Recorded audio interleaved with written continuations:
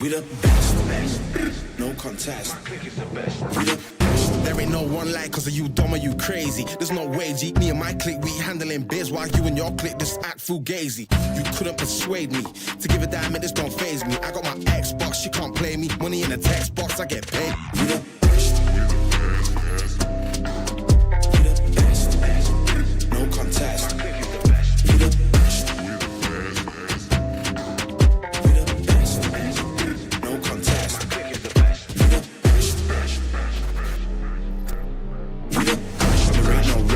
For the wicked, I'm bad and I'm blessed. Put it to the test. For the rest, there ain't no contest. So what's next? Got me leveling up, I'm obsessed. I bring the fire like I'm possessed. My personnel and my clique is the best. There ain't no contest. There ain't no one like, cause of you dumb or you crazy. There's no way, G. Me and my clique, we handling biz while you and your clique just act fugazi. You couldn't persuade me to give a damn, and this don't faze me. I got my Xbox, she can't play me. Money in the text box, I get paid. We the best. We the best. We the best, no contest. My clique is the best. We the best. We the best. We the best, no contest. My clique is the best. We the best. We the best. We the best, no contest. My clique is the best. We the best. We the best. We the best, no contest. My clique is the best. We the best. We the best. No contest.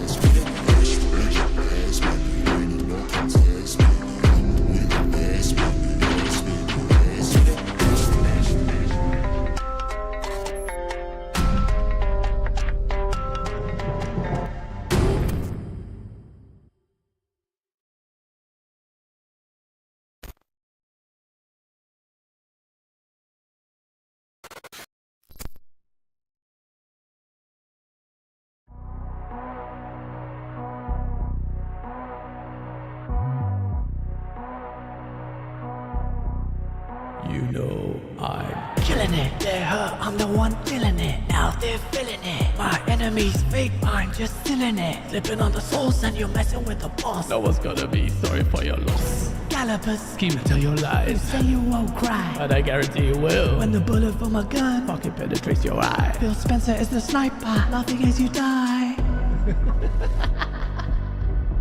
Fake gaming, wanna be gamer. Pretend gamer, think you got comedic skills when your comedy is a little bit lacking status. But still, so until you motherfuckers come at me with some shit, talking about some shit, understand that I got more games than you.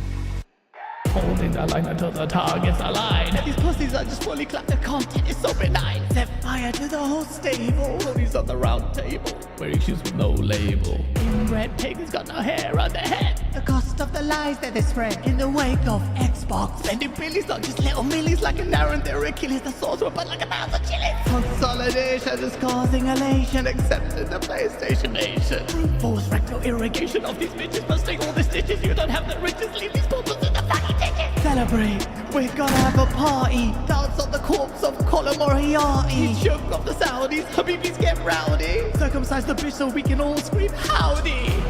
When you make that kind of content, that very adversarial, you're not one of the weird like gremlins making fucking 20-minute videos about me. That alienates and isolates you from people and burns bridges.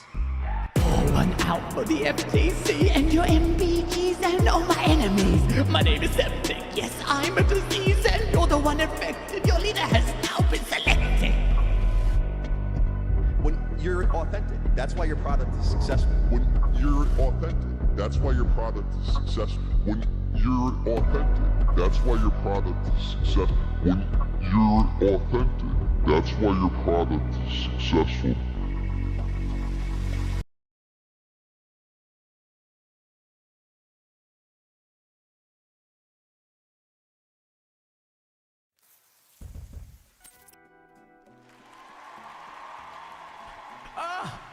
That was it. Ladies and gentlemen, we made it happen. Let me get the fade out. Yeah. Cha. Thank you so much. Cha. That was the smoothest transition into actually making it work. I'm getting better at this. Thank you so much everyone for joining me. Let me turn off YouTube so you can't hear me twice. Oh, it's good to be back. And it's good to have another gentleman back who's zooming his camera into his face right now. Gotta be like you. Yeah. Gaming Forte. Oh, what are you saying, bro? What are you saying? Long time no see, man. What are you saying? Yeah, man. It's been a minute, man. I haven't had the first time on this channel, you know, the rebrand and where all the sauce gets spilled on the floor, and then we make certain individuals and following groups lick it off the floor. It's kind of crazy over here, man. I love this setup over here. This if I want to hear the realness with a little bit of comedy, this is where you come. Oh man, thank you, man. This is where you come. Sometimes you don't want people to be all the way objective about the things that they're talking about. Yeah. Sometimes you need a little bit of extra sauce put on it. And that's what you bring, bro. So that's why I love you and everything you do, bro. That's why I'm here. Man, mad love, bro. Thank you, appreciate it, man. And thank you so much for coming on, man. Bro, since last time we did a show together, you have done some major upgrades on your setup, man. You're looking so pro right now. Your LEDs in the back, whole wall. Can you zoom out for us? Let's see how sick your room is, bro. Look at this. Chat. This is how you do it, bro. This is the dream right there. I want a room like that, bro. That's the dream.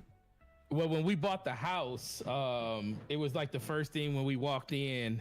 My wife was like, "Oh, they said the basement is finished." My wife said, "Oh, okay, let's go look at it." So we walked in the basement and she looked to the left, and there's like a whole other side around this corner over here. That's like where like my PlayStation 5 and all that other stuff's on the other side with the surround system and everything. Yeah. And she looked around and was like, "Oh yeah." She didn't even look at the rest of the house. She was like, "Oh yeah, we got to buy this." Oh, she said this is a whole area just for you. And the funny thing is, I was down here probably for a good year and a half before I like really decided what I wanted to do. And right now, and this is like part of it, so this is just like the long view. Yeah. So like my main PC's right here. I got a monitor right here in front of me, then my main PC's over here. I want to get a camera angle when I'm at my main PC that's facing this way, and I'm redoing this wall over here right now. So sick. it's stuff behind me on this wall. That's mostly like collectibles and stuff like that, you know, just in the background, you know, not really lit up and anything like that. But the one thing I always tell people is it feels good to just walk into a room that you just feel comfortable and you love and you don't mind being there. And it doesn't remind you of everything else. Bro, it's escape. It's an escape room in a different type of way. It is. Yeah, man. yeah, literally. You know? Literally, that's exactly what it is. My kids try to take it over from me every once in a while. I come downstairs and I'm like, I guess I'll go upstairs and be out of my safe place because you're down here on my PC playing Red Dead Redemption. But it's cool though. It's a nice spot to have. Yeah, man, bro. I can imagine. Mine's really tiny. It's just really small. So you know, I always thought you just had it zoomed in, but now that I was like, yeah, you are definitely tiny. in a closet, bro, it's like, bro, I got the massive monitor. The TV's here. big. The TV's bigger than the here. room. I got monitors here. I'm just hugging the monitors, bro. People don't realize how small this little room is. It is tiny. But that speaks to the point that anybody that says you got to have these illustrious setups and stuff and all this space, like you can make use of the space anywhere. Yeah, you can make content anywhere. It doesn't matter where you are, and you don't need what I have. You don't need what you have. All you gotta do is have the charisma and the ability, and basically just really good audio, and that's all that really matters. I think a lot of people downplay the importance of good audio. I think that's the number one thing that people should prioritize is audio. Is audio. Dealer told me that, and he was right, spot on all the time. Yeah, shout out to Diller. I miss that, man. I miss that. I think the scene misses him as well. He's a great guy. But yeah, man, yeah, you US guys have got big rooms. No shit, I've seen the houses in the States. Crazy. I'll be over there in September, so invite me around. Oh, okay. Hey, well, listen, it's a very big place. Yeah. Not all places are the most welcoming. It just depends on where you go. Yeah. In certain states, I stay out of. Yeah, bro. Well, I'm in San Fran, then LA, and then Vegas. So I've been there before. Oh, you're staying West Coast. Okay, West Coast, you're safe. Yeah. You know, you just got to deal with like wildfires and heat exhaustion, and stuff like that. That's what you're dealing with over there. Oh yeah, true, man. High taxes on everything you buy. Bro, where are you based? Michigan. Oh, bro, I want to go, man. I wanted to do more of the East Coast as well, but it was my friend Stag, and I was just like, bro, there's so much I want to see. It's cool here because, like, Michigan's the only state where you got places like that over you where parts of the continent are surrounded by water, like on three sides. Yeah. Like, that's how it is in Michigan. Like, literally, we have 3 giant lakes. Like, we're at the very top of the country. Yeah. Right on the border of Canada, and we have 3 giant lakes that surround us, and the only part that connects us is at the bottom of the state. So Michigan is one of those states where you can't accidentally come to Michigan. You actually want to have to come here because you actually have to like turn into Michigan to get here, because you can literally go right underneath Michigan and never go through it. I didn't know that. The only other place you can come into Michigan is through Wisconsin. You can come through the UP, and then you could travel all the way down to like Ohio and stuff like that. But for the most part, if you're in Michigan, you want to be here. You ain't accidentally make a left turn and go into this state. Oh shit! So you really have to intend to go there. Oh wait, one day my streaming PC isn't going to be so shitty and slow.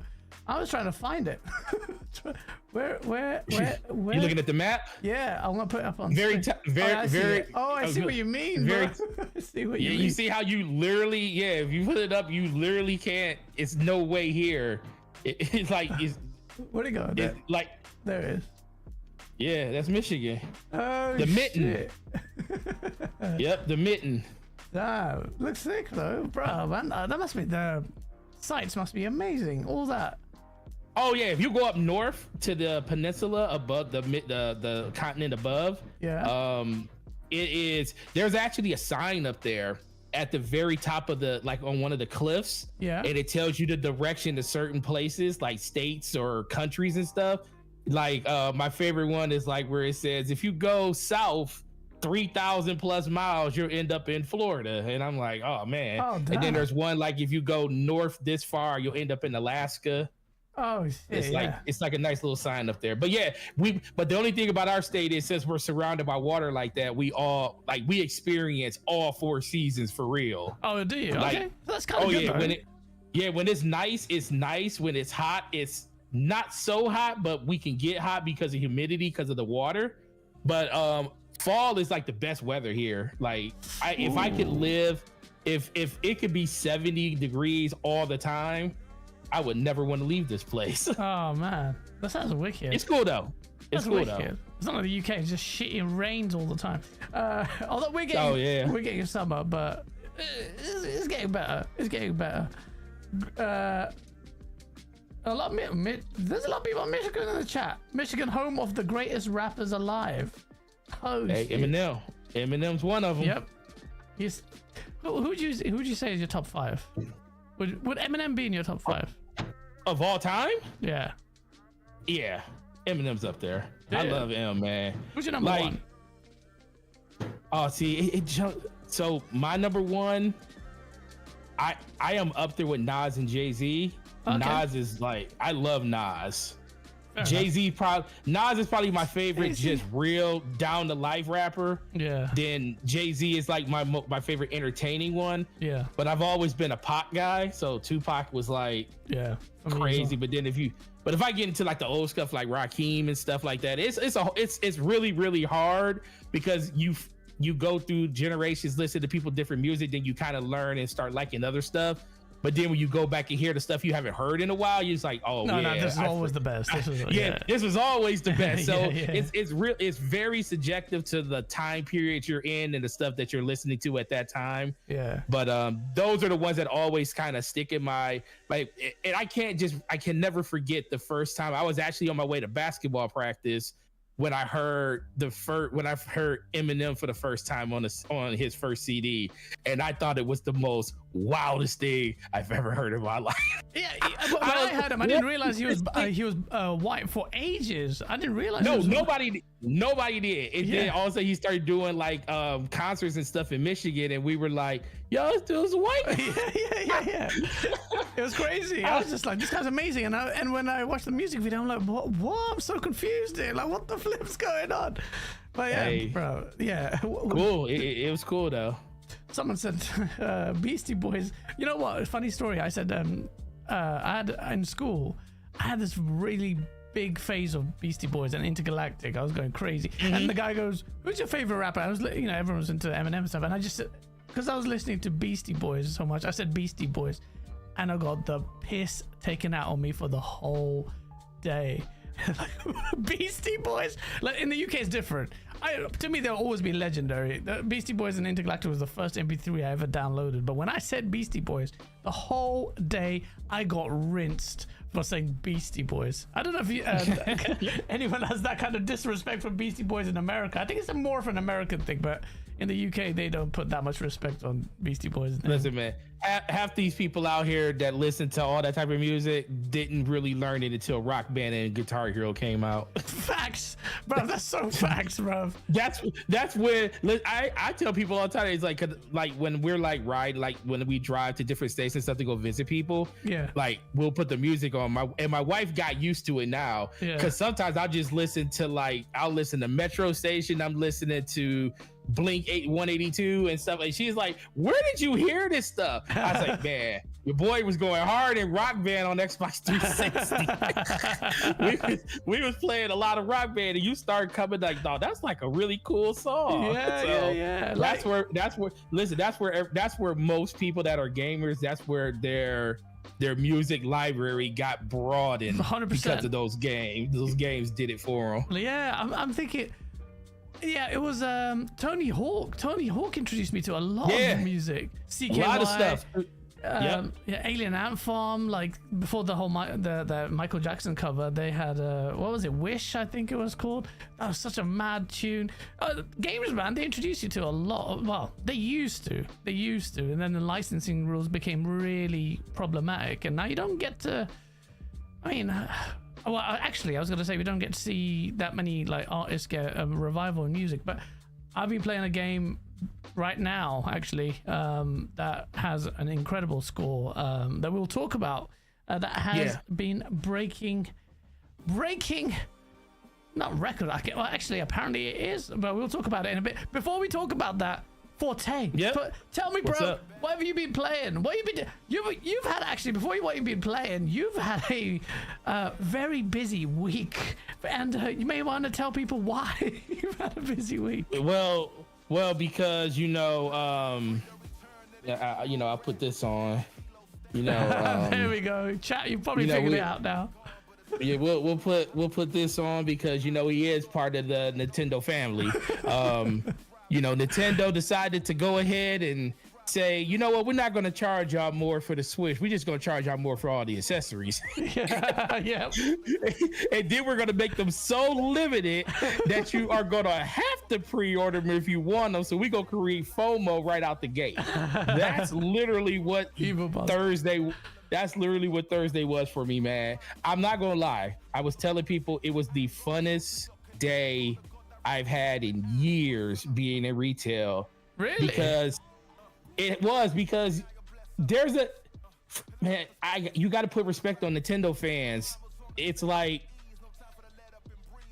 they don't complain about anything when it comes to like Nintendo. Like they'll probably say, "Oh man, I wish the Joy-Cons weren't this much," or this and that. Remember when everybody was complaining about the price of the Switch 2 when they announced it? It's like, $500, $449. Everybody was complaining. And then all of a sudden, when Nintendo didn't raise the price on it, everybody started celebrating. I was like, wait a minute. That said the price is still the same it was at when y'all were complaining. So, but the fact that it didn't go up, y'all happy. That always reminds you that people don't care about that. They just want to complain to complain. And honestly, it was never the people who cared about it in the first place. No, that's true. The people that care are just gonna buy it. Like I just walked into the store, like I was telling people, like I had money on a gift card 7 months ago to pre-order my Switch 2.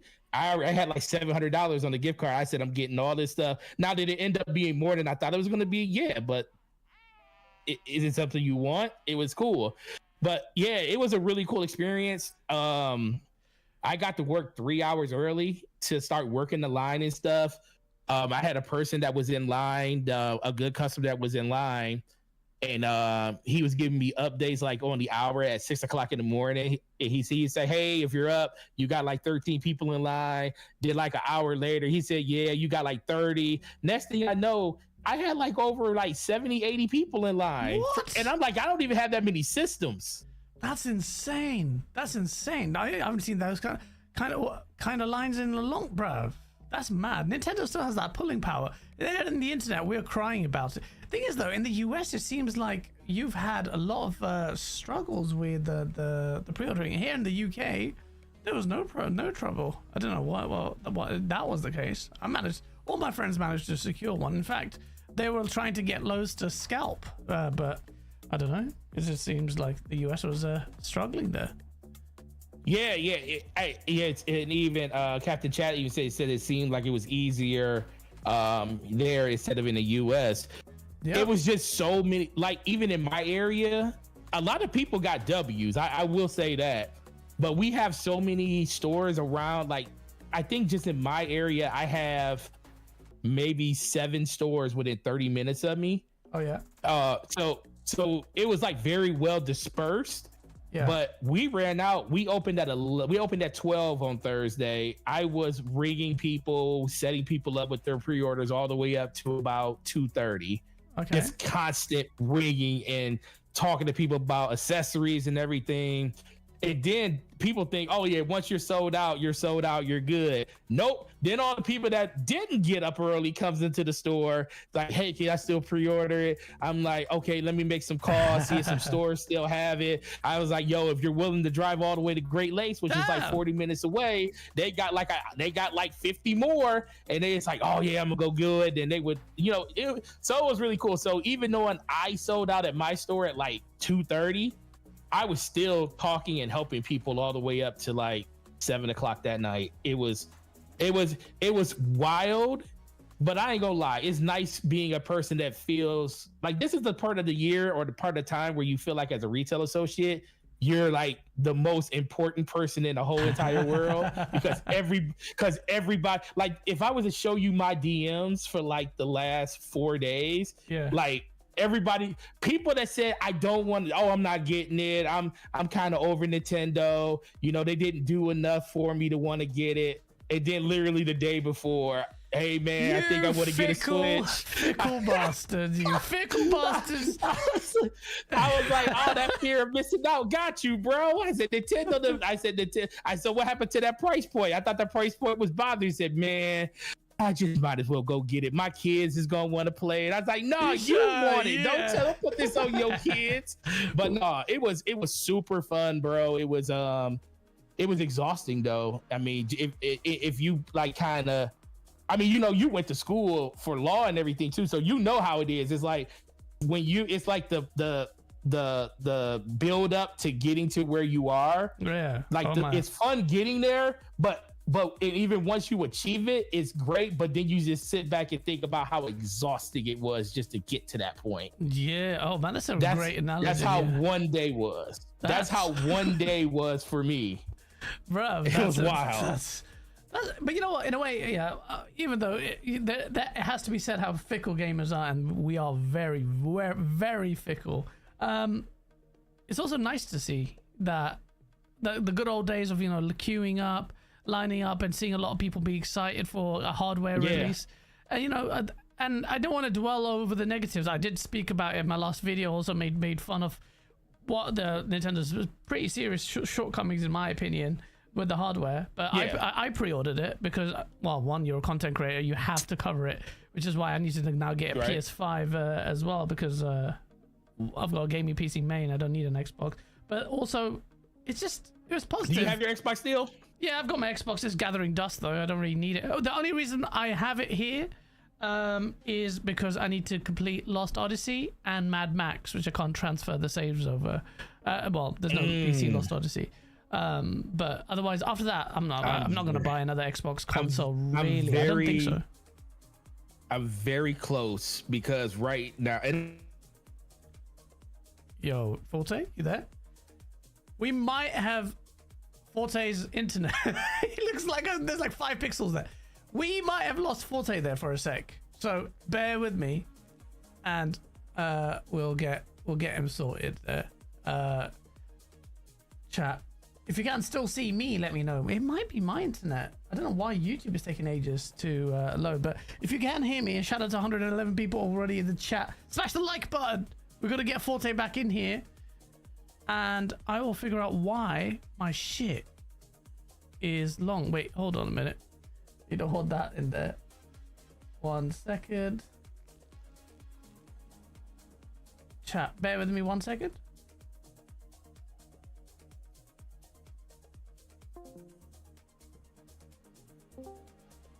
Oh wow! What happened there? Boom. Oh no, you froze. I think it was my VPN. The whole time you were pixelated as hell, and I turned off my VPN and boom, it was fixed. So it was me the whole time. My feed was fine and yours wasn't. We're back. Well, that was momentarily, and I could see you in nice HD. You got some. What camera you got, by the way? Oh, he said so. Now you can see the quality. Yeah, I can see the quality properly. You were like 3 pixels on my screen. Oh yeah, that's weird. It was a Canon R10. Oh, sick. Wicked. Yeah, that's wicked, man. It looks nice. I mean the lens. It's mostly the lens. The lens is, what is it? A Sigma 18-35. That's 1.8 focal length. Oh yeah. Yeah, that's hence the. Hence the depth. The of lens field. costs as much as the lens costs as much as the camera. I mean you can. You would just use Yoshi as a thing, like that depth of field. Look. Oh man, it's got auto. No. Wait, have you got an Elgato Cam Link? Yeah. And it auto focuses without.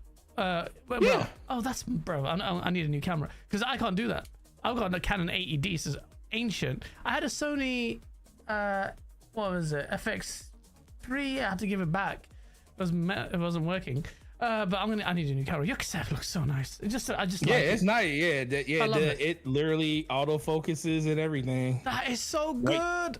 You need to tell me what camera that is. I'm gonna get the. Just send it to me after. So sick. Yep. So on the Switch front, despite all, like you said, all the noise, all the controversy, all the Nintendo. People still showed up. And Nintendo guys are like that, man. You're right about Nintendo guys. They don't give a shit. They value that brand a lot. I thought at least we'd see some discernible noise, but it was everyone else. It was, all the Xbox guys and PlayStation guys came together, and PC guys to mock the Nintendo stuff. And there's this one guy I keep seeing on called Nintendo God, and he has been breaking his back to defend it. He's been aggressive as hell. I was like, you know what? Fair play to him. He's going to be in a lot of my videos. I'm grateful. I need a Nintendo guy to take the piss out. Right. Well, listen, and Doug Bowser came out here and committed the cardinal sin like Don Matrick. and like Don Matrick, and told everybody, it's like, we gotta, if you can't, and listen, we understand if you ain't got the money, switch 2-way for everybody. But we do have a platform called the Nintendo Switch that you still can go out and purchase. And guess what? He said the same thing, and none of the Nintendo fans cared. No, man, that's what I'm telling you. No Nintendo guy can get away with it. How much shit did he get? Don Matrick when that happened. It was a multitude of different things. Xbox has never built that. Well, they had an incredible gen, but the console didn't build that much goodwill to get away with that when Nintendo has earned its stripes over successive generations. So of course it can get away with it, and they've sold. And you know what? I still question this strategy, man, because I do too. Yeah, because they look like, for ages everyone says Nintendo's in their own lane. Nintendo's in their own lane. They're doing their own thing. But now they're not doing their own thing. Their console hardware upgrade is basically the two big changes are, one, the controller can act as a mouse, which is hilarious to me, and two, you've got a C button that's behind a paywall that basically brings it in line with what the 360 was generally, with game chat, maybe with the addition of a camera, which is now Xbox One territory. And oh yeah, we're gonna be in Uno parties. Yeah, bro, those parties are gonna be basically it looks like Discord. And then you've got what's the other thing that they've got? What else are they doing? It's game chat. There's that.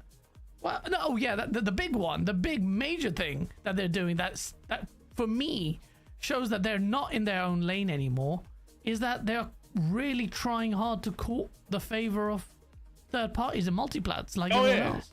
That's a big one. They literally got FromSoft to give them an exclusive game. Bruh. I was watching everybody stream, and BG made me laugh the most because I was watching BG stream, and he watched it, but as soon as he watched the trailer, he's like, why would they show this here? It's like, this is the worst place to show this game off for the first time. Why wouldn't they show this like at an Xbox or PlayStation event?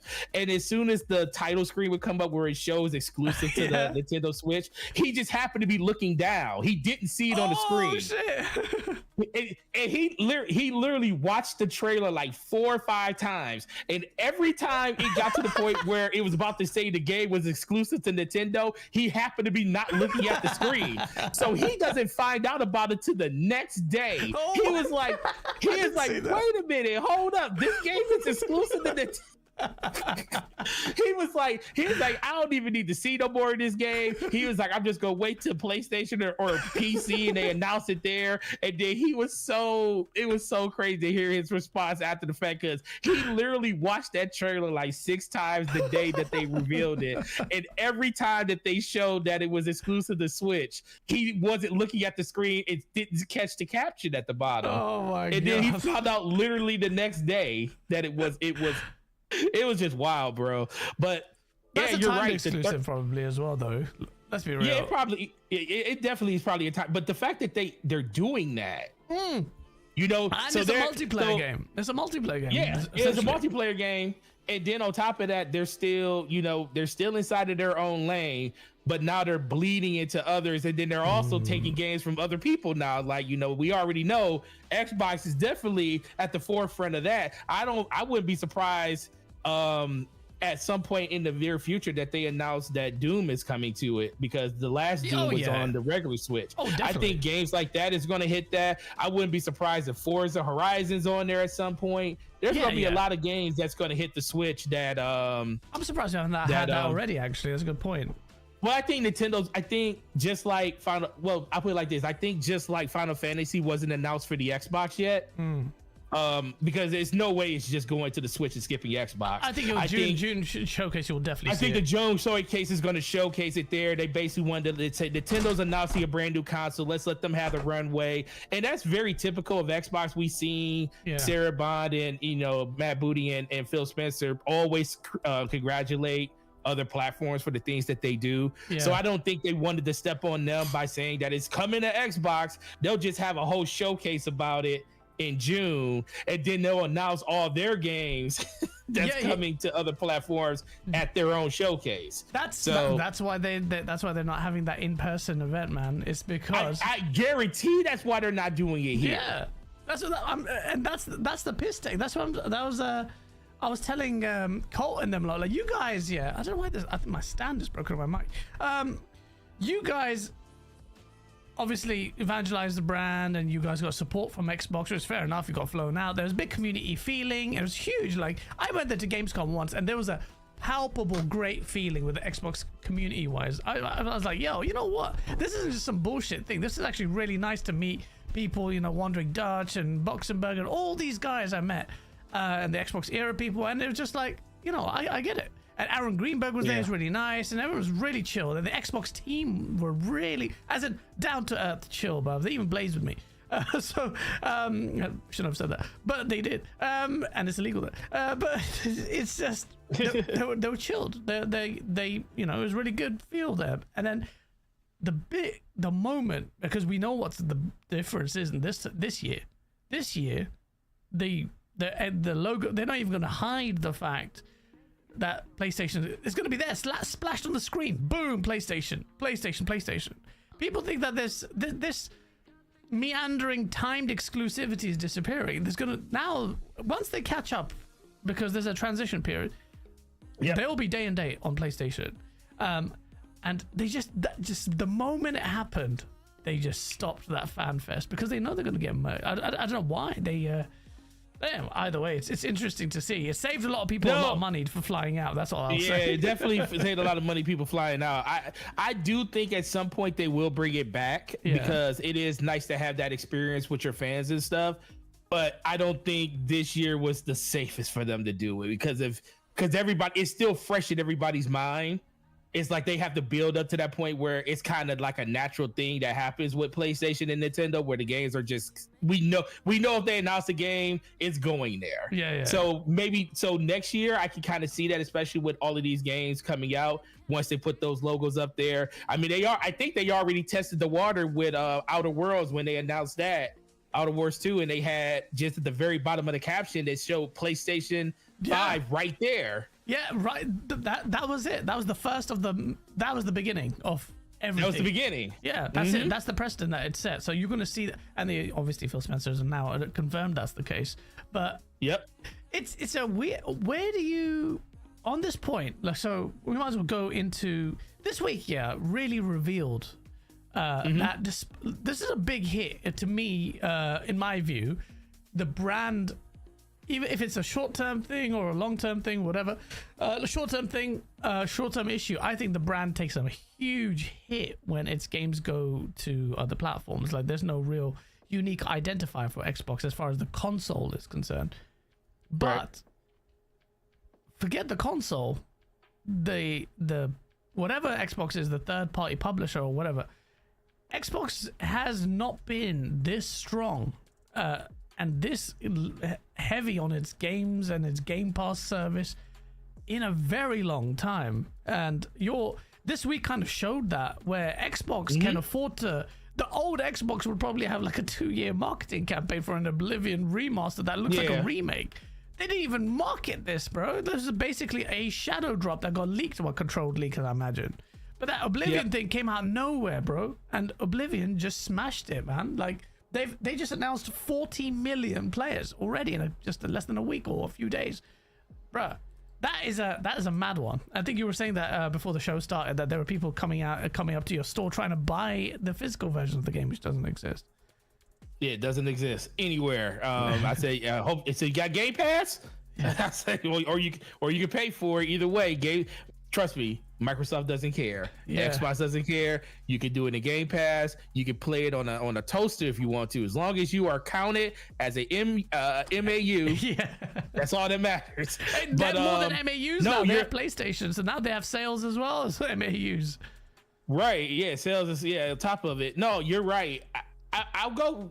Starting at the beginning, what you said with just the direction they're going in.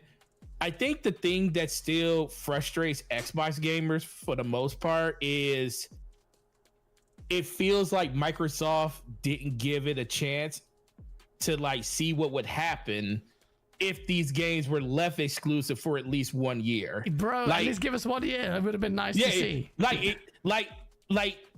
I know, well, I don't know, but I can theorize what happened. ABK was the worst thing to ever happen. It was the best thing to happen, but I think it was the worst thing to happen. I disagree because with that. I feel because I think ABK, it showed Microsoft, proper Microsoft, how much money one brand can bring in. Now they knew that they made a lot of money off of it because they were still getting, they were getting 30% of the revenue from Call of Duty. It's a lot different when you're seeing 70%, you're seeing 100% on your platform and 70% from another platform and everywhere else that it's at. Yeah. So that was the first quarter where they officially broke Xbox completely out of their service category that they had them under Azure and everything. They actually had it labeled as Xbox Gaming. Yeah. And they were talking about how Xbox Gaming was up 61%. Yeah.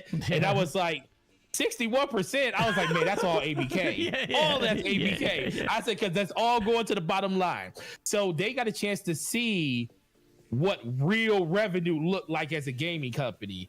So now they're like, well, why ain't we doing this with all our IPs? If Call of Duty is bringing this much money in by itself, what happens if we open up the portfolio to other games and stuff going in other places too? So I think it was kind of the gift of the curse, where it accelerated the thought process of not Xbox. I think Xbox still had the plan to still function the way they wanted to function. But this is where Big Daddy Microsoft came in, and you started seeing Amy and everybody else start getting into the books. Apparently, Amy Hennig was not Amy Hennig. Sorry, Amy. What's her name? I forget. Yeah, what is her freaking name? It was Amy and someone else. The lawyer, Brad Smith. Brad Smith? No, Amy. What's her last name? Chat. What is her? Yeah, what is Amy? Amy Winehouse, Michael. Yeah, Winehouse. Yeah, that's Amy the Winehouse. Singer. And that's Amy Winehouse is the singer, man. Amy Hood. Yo, it's Amy Hood. Amy Hood. Winehouse. Yeah. Amy Hood. The keeper of the money. She wanted to know where the money was going. Yeah. No. Apparently, she was the forefront of it. There was a big debate internally about this, and I think Microsoft basically said, look, you've had enough time. This trajectory is not good enough for us. I think ABK, to be honest, we saw the numbers, it was never going to be sustainable. Xbox hardware just kept plummeting. But whose fault is that, though? That's Xbox's fault. Because that's Phil Spencer. Whose fault would that be? Well, who'd you blame for that? I won't blame. I wouldn't blame. Okay, so I feel like, honestly, I feel like the biggest thing is he had to do something. Sadia wanted results, and he had to come up with a plan, and Game Pass was his back plan to actually do it. I think they leaned way in too far into Game Pass too quickly, where it came down to the point where it was day and date for everything right off the back. And it could have just been a sub-service where, hey, we put our games in there 3 or 4 months after launch, and then, if you didn't buy them day one, you could just play them later. And then if they wanted to implement something like day and day, they could have did it over the course of time. But they were right in 2017, right out the gate. All the games are day and date. they basically trained the fan base to like not have to buy their games. Like it was just best to like, if you got Game Pass, you know, sign up for that. And then on top of that, let's talk about just the marketing around the console itself. They just told people they didn't need consoles for way too long. I'm like it's one thing to tell somebody that this is the reason you should have it, but if you want to play some other place, that's fine too. But that's the benefit of being on our system, like being in our ecosystem. You know, you're part of one of the better online communities when it comes to like stability and everything. You have cloud saves that you don't have to pay for. You know, every other platform you got to pay for cloud saves. You also get quick resume and all these other features if you're inside of our ecosystem. These are reasons you should own an Xbox. But guess what? If you don't own an Xbox, these games can still be available to you on these other platforms for these reasons. But if you want the best Xbox experience, play here. Yeah. They didn't do that. They just told people like, guess what? If you have an Xbox, great. If you don't, that's great too. And I'm like, what kind of marketing is this? So when we see numbers going down 30% year over year, I'm like, it's just going to get worse because they're not telling anybody anything. And then they come out with this whole marketing ploy where everything's an Xbox. And I'm like, oh, it's over now. that was for me. I think for 24 hours, I rinsed that marketing campaign because that was the evidence of we don't really give a shit about the I honestly believe that's when Phil, because for a long time, I think Phil Spencer was operating off of the notion that even he didn't know what was going on with Xbox. Seriously, I think a lot of decisions were being made at the top of Microsoft that he had to just kind of deal with up to a certain point. And then once the plan was put in place, that's when you saw Phil Spencer come out and start speaking in absolution about what's going on. So now you hear him saying, like, when in the first time he came out, he was like talking about, why would I keep a game like Starfield, you know, off other platforms, or why would I keep any game off any other platform? You know, it was like you mean more the one where he says like, I've given up trying to pull people into my platform now. Yes, exactly. That one. That was the killer one. Yeah, when he said that, I was like, the gloves is off. Phil Spencer already knows what the deal is. So at this point, he knows that all these games are going to be in other places. So those are the marching orders at this point. So it's always something that's been, I feel like, a Microsoft pushed agenda that, like you said, I think they just got to the point where they felt like, as much as we love the energy you're putting into it, it's taking too long for you to get there. And I just think gamers themselves of Xbox wish Microsoft would have gave them 1 year with all of these games coming out. This type of cadence coming out, because then you would have the evidence to see if people would show up. Thing is, though, I don't even know if a year would be enough. I think it's a kind of you need more than that. Yeah, you definitely do. Sorry, let me quickly read these super chats. We've got Highland Grim 035. Thank you for being a member for 4 months, man. Looking nice with the purple badge. Saying good afternoon. Good afternoon to you too, bro. It's evening here, but you must be in the States. King Thrash, good to see you, man. He goes, thank you for the super chat. Because Microsoft never cared. They use this gen to waste time. Keep users and ease into the third-party model. Xbox failed. They will cut the console and publish games. Well, on that point, I disagree with so on the short term, if you think Xbox as, well, I don't necessarily disagree, but I was going to say Xbox is doing really well as a third-party publisher. And the console has failed. The console, I think the value proposition of the console is, it's not great. But I will say this. Generally, and King Thrash hates PC for a reason. It's because there is a massive push and growth in the PC space. Push from Microsoft Absolutely. themselves. Loads of people, the new gen of gamers are going to PC. Like, we ask younger kids, they're like, they want a PC, gaming PC. You just ask them now. Go on Twitch streams, the whole market. Even Xbox says that the growth vector is on PC. So whilst I'm bemoaning why them not trying in the console space, the smart play is actually factoring in and catering for something beyond the box. I will say that whilst I'm annoyed at how And I think really even this goes for PlayStation as well. That PlayStation's box, they're holding on to it because they need to. Sony, this is Sony's baby. Yeah, this is Sony's baby.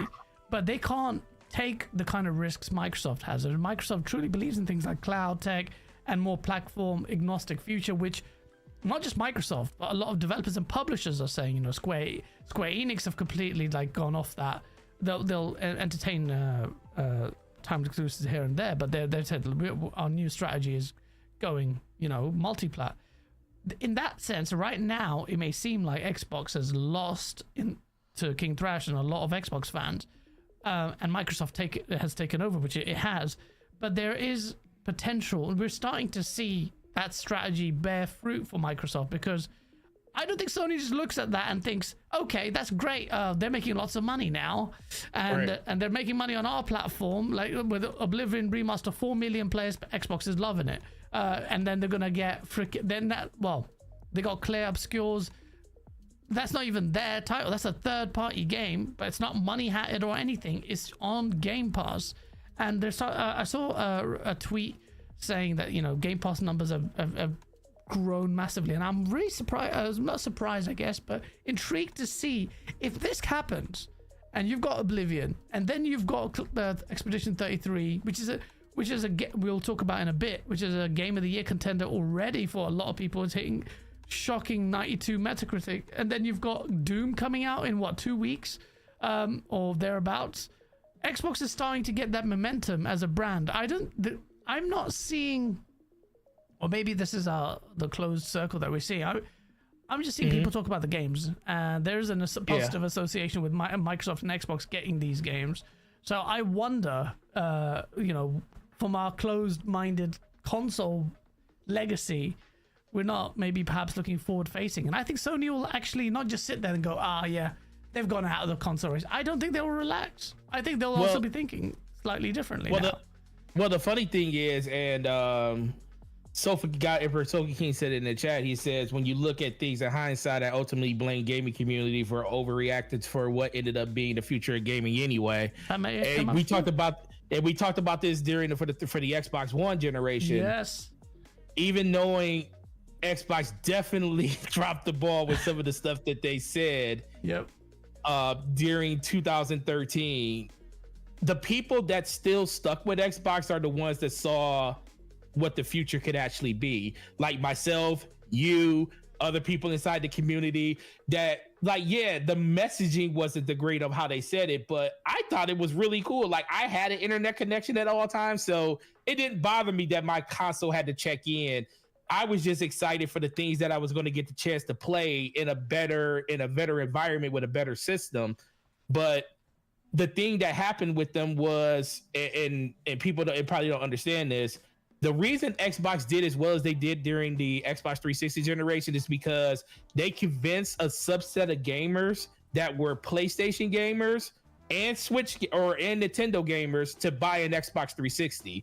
Yeah. So that was the generation where I had more people in my friend group or my circle that had pretty much every console. Like, that kind of disappeared during the Xbox One generation. That's why you didn't see that's why it kind of ballooned in the PlayStation 4's favor, because it was the PlayStation gamer that didn't see value in owning an Xbox at that point. Yeah. Xbox gamers showed up. We showed up for Xbox, but we didn't get that extra bump from the people that were just PlayStation gamers that found out that they just didn't buy the system. So I always felt like Xbox was in a great place. It just came back to the point of, when you only got 4 first-party studios for like 5 years, and you close Lionhead Studios, and then it takes you all the way 2018, 2019 to like really, really push forward to get extra content on your system by buying things. For a lot of people, it was already too late at that point. But I just want people to just realize this. I think Xbox is doing great now. I think they found what they truly are at this point. Just because we're a little bit like off-put because they didn't treat the console side of it the way we feel, because that's what we grew up on. We grew up with the consoles, Exactly. I literally bought an Xbox for Halo. Like, I went out and I literally bought a graphics card first because Halo wasn't a Xbox game at first. It was a PC game that they ended up, when they purchased Bungie, converted over to Xbox, and it was their flagship game. And I went and bought a graphics card just to play Halo. And then when it didn't go to PC, I went and bought an Xbox for it. I was like, yeah. So I was there day one for it. I have friends on my friends list that I've known for 20 plus years because of Xbox. So I still cherish those friendships and stuff. So that's kind of why I am off put by the direction they're going in. Yeah, but true, man. I think for them, they're doing exactly what they need to do, and ultimately it's going to pay dividends for them. I just want them to still have the ability to like showcase and give us the games that we want. And those are the things that we're getting now with the games that we're talking about now, the games that are coming out in the future, all the stuff that we're going to see during the June showcase. So Xbox is stronger than they've ever been, especially over the last 5 years. It's just a different Xbox at this point. It's not the same. It's a third party publishing Xbox. Because King Thrash, thank you again for the $2 super chat, goes, how is Xbox gaining momentum of non-exclusive games? And I don't think you are like just saying that. I mean, where's the hard rule that you're not allowed to gain momentum beyond exclusives? Yeah. I don't get that point. You can, like, we've agreed they've bowed out from the console like competition space. We agree they're a third party publisher, but third party publishers can gain a lot of momentum. And sure can. By sales, by exposure. You PlayStation guys are going to be buying Forza that's going to top the charts off your sales. It's going to be the best racer on the PlayStation. Yeah, exactly. That's the funny thing. You don't have to best pretend. racer on You don't have to pretend Drive Club was good anymore. That piece of shit game that you guys said, oh, but the graphics look good in the rain. You don't need to do that anymore. Now you got a game that looks good and plays good. Well, King Thrash may not like the volcano in it, but it's going to be the best racer on PlayStation, courtesy of Xbox. And you're going to buy massive sales you can expect of that. And Indiana Jones, and you know, I've seen Jado's really enjoying his Forza. He's like, oh wow, this is actually amazing. I'm like, yeah, well done. And so that's how they're enjoying it, not the way typically we enjoyed in these three players as console competitors. But the gaming industry is changing massively as well. This is not just copium, it's just observation of what is happening in the space. Are you saying that the PC space isn't growing?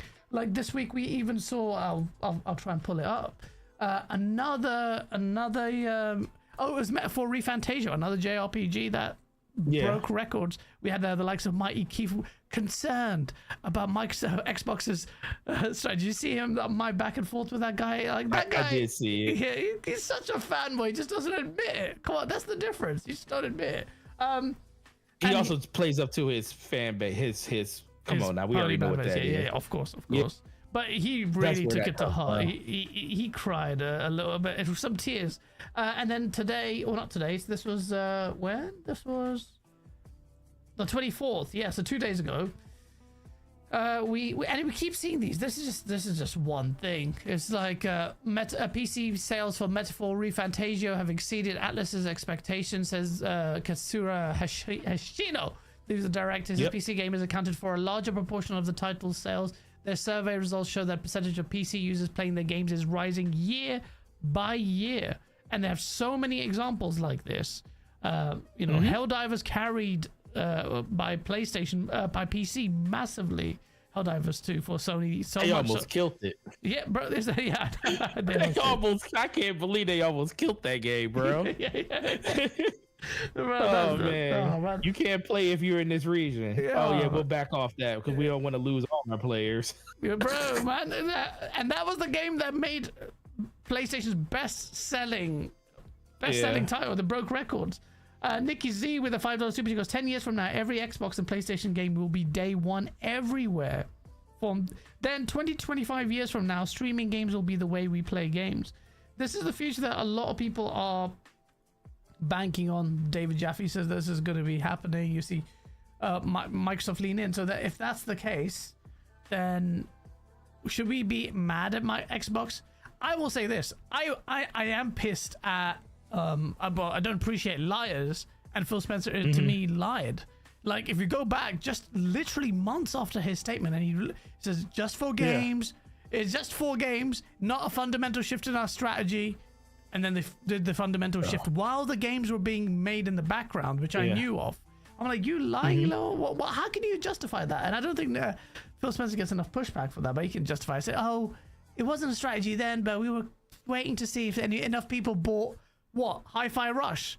Hey, by the way, PlayStation guys, you guys said, oh, you guys don't support good games. You guys didn't even make 200k sales on your PlayStation. You need to buy your games. Nerds. Well, we all knew it was more than just 4 games. If you listen to just that, listen to that interview, it's like, oh yeah, it's definitely more than 4 games. He just can't say that it's more than 4 games. But I mean, it's very interesting when you just go back and you just kind of just look at the conversations that were had. There's been a lot of things, and we all know business because things change all the time. You know, one thing that you say 4 years ago could definitely be completely different now based on just the climate and you know, the conversations that are had, you know, with developers or publishers, or even at the top of your own company. So I don't give them as much smoke for that, because I do understand that things have changed. No, well, your part, I absolutely be like, okay, yeah.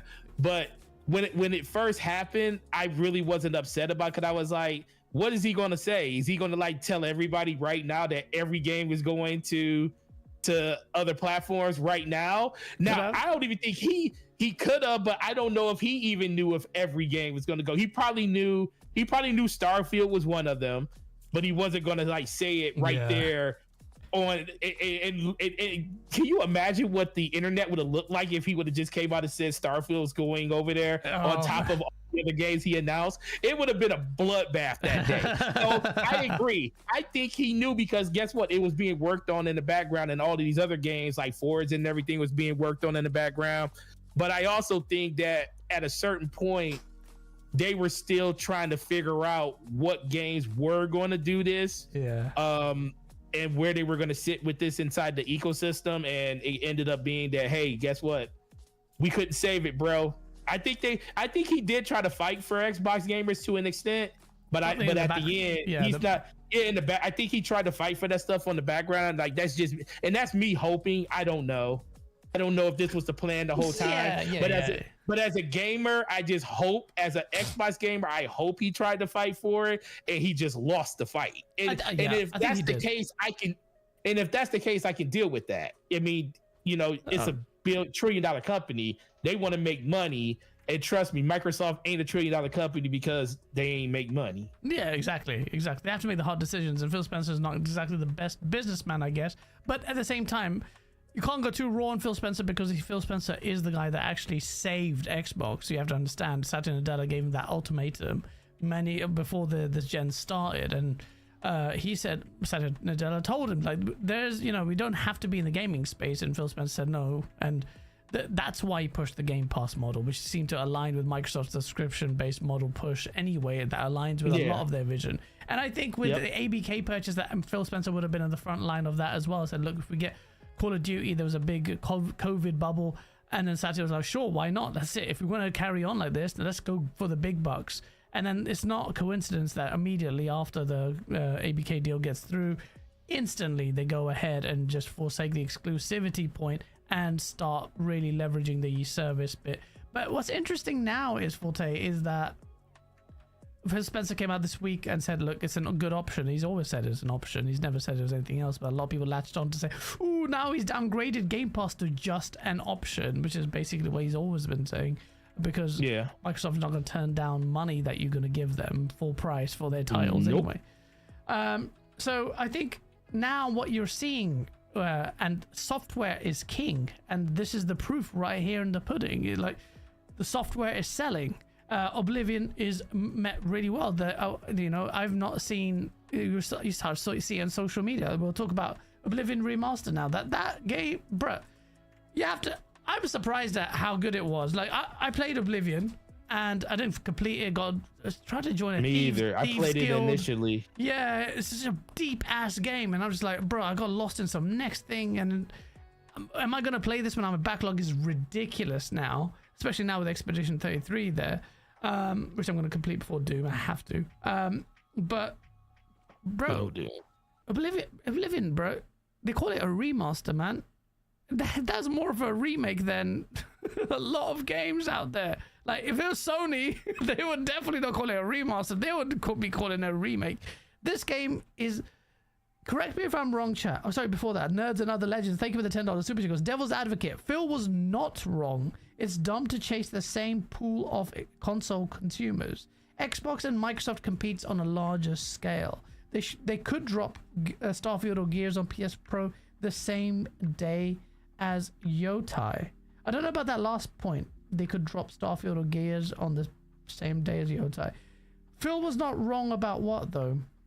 I do agree that Nerds and Other Legends, thank you for the super chat, that it's dumb to chase the same pool of console consumers.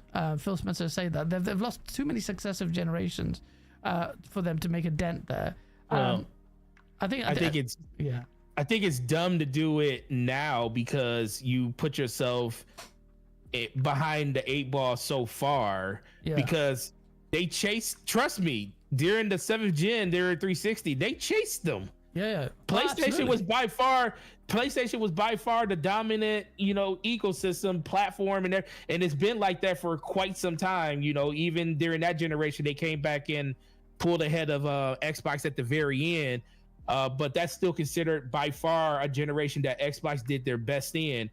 So they've done it before. It's just a simple fact that with all of the missteps during last generation, it doesn't make sense for them to do it because they see the numbers, they see all the analytics in the background, they see people's buying habits and where they like to play their games. Are they going to make up a big enough difference to really push to get those gamers back?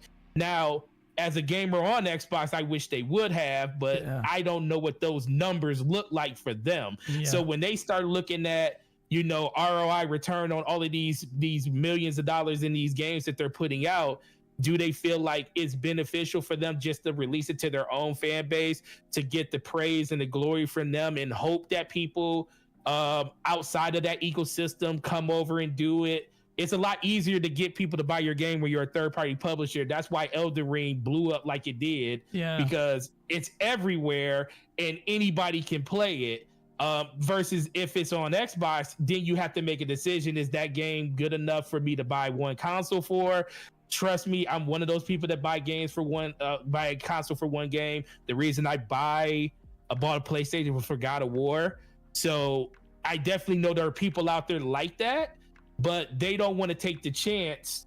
And plus they're just in a situation where they feel like they have to hit with all of their stuff consistently because they were so down for so long. If they were like Nintendo, where they were like just consistent, then they could probably go a couple of like a year and have like, a down moment. They can't do that right now due to the situation they're in. They got to like hit the ground running, and the fastest way they can do it is by putting their game in front of many people as possible, which is what they're doing now. I think exactly. That legacy of that fate, they definitely tried, and that's proof of it. That right there, they've admitted it. We've seen in the FTC hearing what their strategy was, trying to outspend Sony and Nintendo and blah blah blah. They were definitely in competition. So, but this is a market change in their exclusive strategy, contrary to what Phil Spencer said. It was almost immediate, and it's a strategy that may bear fruit for them. The thing is, people say Xbox is just a third-party publisher, but it's still in this weird space right now where it inhabits the space of being a platform holder as well. It's got its own console. It's gonna, and Phil Spencer did say, and whether or not this comes true, I don't know, but he did say that he wants to pull, like, as far as the next Xbox is concerned, on the basis of the strengths of its own hardware, try and leverage the popularity of the next box there. And they're like, okay, so a lot of people like me are wondering what's the value in you spending millions or billions on R&D for a next console when that console's not even your growth vector. You've said PC's where it's at. Your Game Pass stuff is stalled. I know you still need to factor it in, but how hard are you going to go on your console? That's a good question. And even I wouldn't even tell them to go that hard on the console, bro. I'd be like, bro, what's the is there common sense? I don't know. I also don't think that they want to alienate the whole entire. They already pretty much did that most of the platform. Yeah. They don't want to kill the rest of it because let's be for real, there is still 35 to 40 million people out there buying either Xbox Game Pass or they're just an Xbox Core where they just have Xbox Live that they're getting that monthly revenue or that yearly revenue from. And though you still want to have the ability for people to play on your platform. I think the only time that they would completely get rid of the platform is when you see like a situation like huge decline, like people decide not because you push them away, because that's what they did with the 360 when they turned off that generation, when they turned the store off and everything. That's just because it was like less than like 2% of the player base over there. So when you see Xbox get to that point, which I don't think they will ever get to that point unless they just like they have a number in their mind in how much they're willing to spend versus how much they're getting back from their community. I don't think they just want to throw that away because that's still a lot of money that they're leaving on the table, even if people are buying games in other places. So as long as there is a want for a console, they're going to do it. And nobody that's an Xbox fan wants to hear Microsoft say, well, how expensive it is for you to release a console. That doesn't matter. The funny thing is they lost money on Game Pass.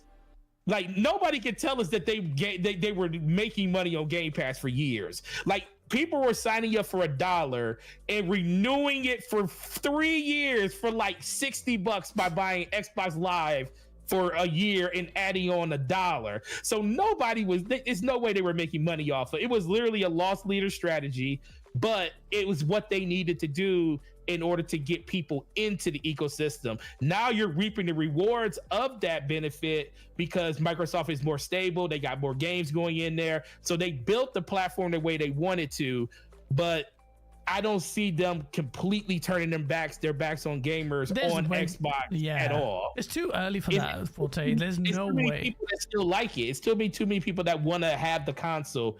There's too many Game Pass subscribers that are on console. It's way too many. 70, say at a conservative push, if you're going to say 70, maybe 60% are of Game Pass subscribers on console. That's still a lot. When it starts looking 50-50, then Xbox even still would be committed. If it's 60-40 in favor of PC, you'd still be committed to console. So it's too early for them to forsake a console. I agree. It's a question of degree of how hard do they end up going on the R&D for this. Alvin did make a good point. It's like Microsoft spends billions in R&D on loads of shit. Anyway, that's what I'm saying. Yeah, they spend it. I mean, it's a tax cut for them. They have to spend that money. So, I mean, I just like this handheld. When this handheld comes out, that's part of it. Now, that could be a completely different way that they kind of move forward with the console. But I just always feel like there's going to be a console there until the fans themselves don't want it anymore. It's not going to be Microsoft taking it away from you. It's going to be the fans not supporting it, not buying it, and just phasing out and going other places where they just see like, well, it's only 5% of our market is in consoles, so why make a console? So it's really up to the gamers at that point. Just like, Saudi, like Shuei always said, if you want to support something and you want them to keep making it, you have to keep buying it. Yeah, absolutely. And I think that strategy is, if they carry on like this, Forte, and we're going to talk about the games now, they're laughing. I mean, it's such a good, like positive thing. I cancelled my Game Pass subscription today, but that was more for political reasons.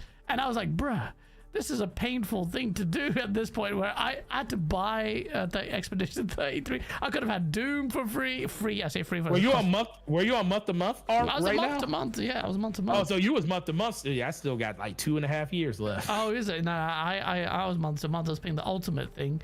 I don't know why, because I was primarily on PC anyway. But I cancelled it. And I was just like, bro, this actually hurts. If you told me like last December cancel it, I'm like, all right. And then I was just like, bruh, I've cancelled this. It's up until next month, but I've got Doom coming out. I've got this coming out. I was like, yo, You this start is... looking at those price tags I was now. like, jeez. Well, I just spent about $5 on my PC. I can't really cry about the price of the games at the same time. But Yes, you can. Yes, Yes, you can. Yeah, you can. Yes, actually. you can. You can definitely cry. Just because you spent $2,000 on a graphics card don't mean you want to spend $70 on a game. That's true, but trust me, it's so true. Like that's the thing on PC. On the Steam prices, I was so like, oh, this is not so bad. I'm so used to getting absolutely screwed by console prices. That was like, oh, it's not so bad. Matthew Ward, shout out to you. He goes, Forte, I was loving your voice on ILP, and Gaz. Thanks for all the entertainment as always. You are keeping sane while I hide from my in-laws in my man cave. That's nice to hear, bro. And the fact that my insanity is keeping you safe. Oh shit, it's Everboard Saga. Shout out to you for the $20 super chat. Because the purpose of market share is to make your store enticing for third-party developers. If Xbox keeps their games exclusives, they may get PlayStation gamers to buy their box. But where will those gamers buy their third-party games? I don't follow that. I mean, third-party. Well. You're enticing third-party developers, so you're trying. I guess he's saying that you're trying to foster an environment where third parties want to be there. But if you keep them exclusives, you'll pull some PlayStation gamers in there. But, okay, so if you look at it, we'll just use Nintendo as the barometer on that. Think about Madden. Madden was not on the Switch, on regular Switch, but as soon as Switch 2 got announced, Madden's on that console now. So now it's another. I don't know why it wasn't on there. It's not like Madden couldn't run on the Switch before. They had NBA was on the Switch, FIFA was on the Switch, but they never put Madden over there. Don't know why. Okay. Madden was never on there. But they announced Madden over there for the Switch too. So there will be people that will buy it on that platform just because portability, cross-platform play, being able to do cloud saves and save all your stuff. So there is definitely a reason to keep your stuff exclusive and bring people over to your ecosystem. But it ultimately just keeps coming back to Xbox has been telling people actively that you don't have to do that, instead of just selling your system the way it needs to be sold and just talk about the benefits of what Game Pass and cloud can do in other places if you don't have it. Yeah, that's always been my biggest issue with Xbox when it came to just the marketing of their ecosystem. You can do one thing. You can talk about how great it is to own an Xbox still and why you should have it. Yeah. And still tell people why, if you are not an Xbox gamer, why it's still great to be a part of our ecosystem. And that's always been the thing I kind of fought with just the marketing and the messaging around that. But it still doesn't change the fact that I think they're doing a great job in game development now, getting their games out, talking about the game. The excitement is great now because everything is coming out. I just felt like they could have got to where they are right now completely different and still have value in their system, which is 100% been devalued since this whole marketing campaign started. Oh, 100%. There's no denying. That's almost an open admission by them that this is it. We concede in the console front, and they will never say that. Oh, we still value the console space, but he's saying it. Look, PCs where he said this so many times, and there's a quite candid of Phil Spencer in that regard, saying that look, PCs where the growth is at. And this is where people are going. This is where gamers are going, and giving you options to play everywhere. So PlayStation, Xbox, whatever. And that's their battle. That they will have to convince somehow console players, and there will always be people who just play on consoles, to buy an Xbox. That's their struggle. Let them try and deal with that. It's going to be interesting to see how they do that. But it, like King Tash was saying earlier, how is that momentum? Like the momentum is there. We're all seeing it. Like you may not see it. Like, oh yeah, your game is coming to PlayStation. Like just saying that to Xbox, we're like, yeah, games that you guys are paying full price for as well, and that's money that's making. If you believed that Game Pass was not sustainable, it got a hell of a lot more sustainable now. Like, and who's gonna argue that Xbox Game Pass is unsustainable now? I don't see anyone doing that because they're making shit ton of money on Steam sales and PlayStation sales, on Xbox sales, and they've got this Game Pass option, and that's I'm confident there's going to see a bit of an uptick if you carry on with this stuff like this. Like you've got freaking even we'll talk about. Well, I don't know what else can we talk about with Oblivion. So we'll talk about properly because we keep going back to the strategy point. But the remake itself, it's done really well. There have been a Digital Foundry 4 million sales, but it's had some woes with its Unreal Engine association. But I think Onyx Alex was saying Unreal Engine is a curse, and I'm like, Unreal Engine is a boon because it enabled them to make this remake or remaster. Okay, it's weird calling it a remaster. It's got an Unreal Engine facade still running on their, was it Creation? No, what was it called? Creation? Yeah, it was Creation. The Creation Engine 1. Yeah. The first version of it. Yeah. So that aging engine is being supplemented by this by a modern day engine, and that gives me a bit of hope. I hope they do something like that with Fallout, the next game, because I feel like actually I want it to scrap that engine. I just want them to build Fallout in Unreal Engine 5. Just build it in that. Yeah. No, I agree with you. I think that Creation Engine is old school. I know it's a bit system heavy. I'm sure you can either build a new one, which they won't, or just do an Unreal Engine. And right. I think we're gonna start seeing Unreal Engine. Is Expedition 33 based on UE5? I don't know if it is. I think it is. I think it is. I mean, most of the games are at this point. I installed it. It's been so freaking crazy this week. I installed the game on Thursday. Haven't got a chance. I'm playing it tonight after this just to get like some gameplay in on it, because it's like I installed Oblivion and I installed Expedition 33. Everybody I keep hearing from loves Expedition. Was the game I was looking forward to the most. Yeah. Oblivion, when I heard about it last week, I was like, are they really about to do this? Yeah. Because I had a feeling it was coming, or they were going to do something, because the 20-year anniversary comes up next year. Oh yeah. So I was thinking that was going to be next year for something around that. But yeah, it was like, listen, everybody loves a stealth drop. It was something that a lot of people that weren't in the know was very, very surprised by. And I think for what we have, I think it's really, really good. I love the first Oblivion, the little bit that I did play of it. Didn't beat it because it's huge. Massive. That game is huge. It's massive. Like, I never could finish it. And then back then I was younger, and my mind, you talking about scatterbrain? Yeah, I was way scattered. You were playing like 15 different games back then. So sitting down playing a long one like that was crazy. Yeah. So I'm definitely looking forward to jumping in that. I'll probably more than likely get through Expedition first, because Doom's coming out next month. It's like 3 weeks out basically. Yep. So I think a lot of people are super excited and just watching people play it. I'm looking forward to seeing what the end game for numbers on this game is going to look like, because normally when you stealth drop something that don't have marketing behind it doesn't sell as well. Yeah. So that's you get really good You get really good engagement because people are like, oh, I'll try it out. But people are buying this game, and I think that has a lot to do with just the name itself. Of like course, it's an Elder Scroll game. People still know what Oblivion is, and they want to see a modernized version of it. So I think just off name alone, it's selling very well. But the fact that it had 14 million people try it is crazy. I think it's 4 million. It was 4 million. Oh yeah.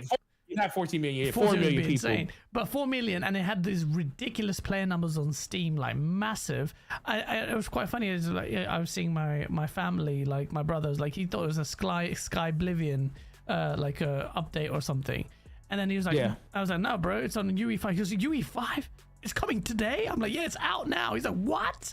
And he was like, my cousins, they don't like in this core space. They were really couldn't believe it. So this kind of got the zeitgeist of everyone. And we always say that Microsoft and Xbox are so shit at marketing. And I was just like, well, what are they doing? They're not even trying it. But this game, like you said, is such a big game, and the name is so big that they managed to just smash it out the park. Bro, this is one of those examples. And I think that. And it's interesting to me because I think the market, the strategy is changing now. I think, like, and this we say Take-Two, Strauss Zelnick, the CEO of Take-Two, says that with GTA 6, they are going to start marketing it as late as possible to its release date. They're not going to announce it as much because now, and I'm starting to see that because people's attention is it's very low, and then you've got such a saturated market, and you don't want committing massive millions on a marketing campaign that may just completely falter because there's so many unknowns in between your marketing push and the actual release of the game. So Oblivion represents and maybe not an outlier, well, I guess an outlier, but it represents an organic marketing push that enabled everyone to start talk about it. Doesn't seem to have hurt sales at all, and it's just this natural hype in the gaming industry that really just benefited. Like, it just took over. It was trending on Twitter. Steam sales concurrent players were ridiculous. 4 million copies sold, and they're just killing it. And it was amazing. And I think a big part of that, and chat may hate me for that, or owners Alex may hate me for that, is stuff like UE5. I think Unreal Engine 5 enabled that stuff. The Pews with the $5 super chat says Indie had 4 million players, not sales. It had 300,000 sales per Alinea analytics across all platforms.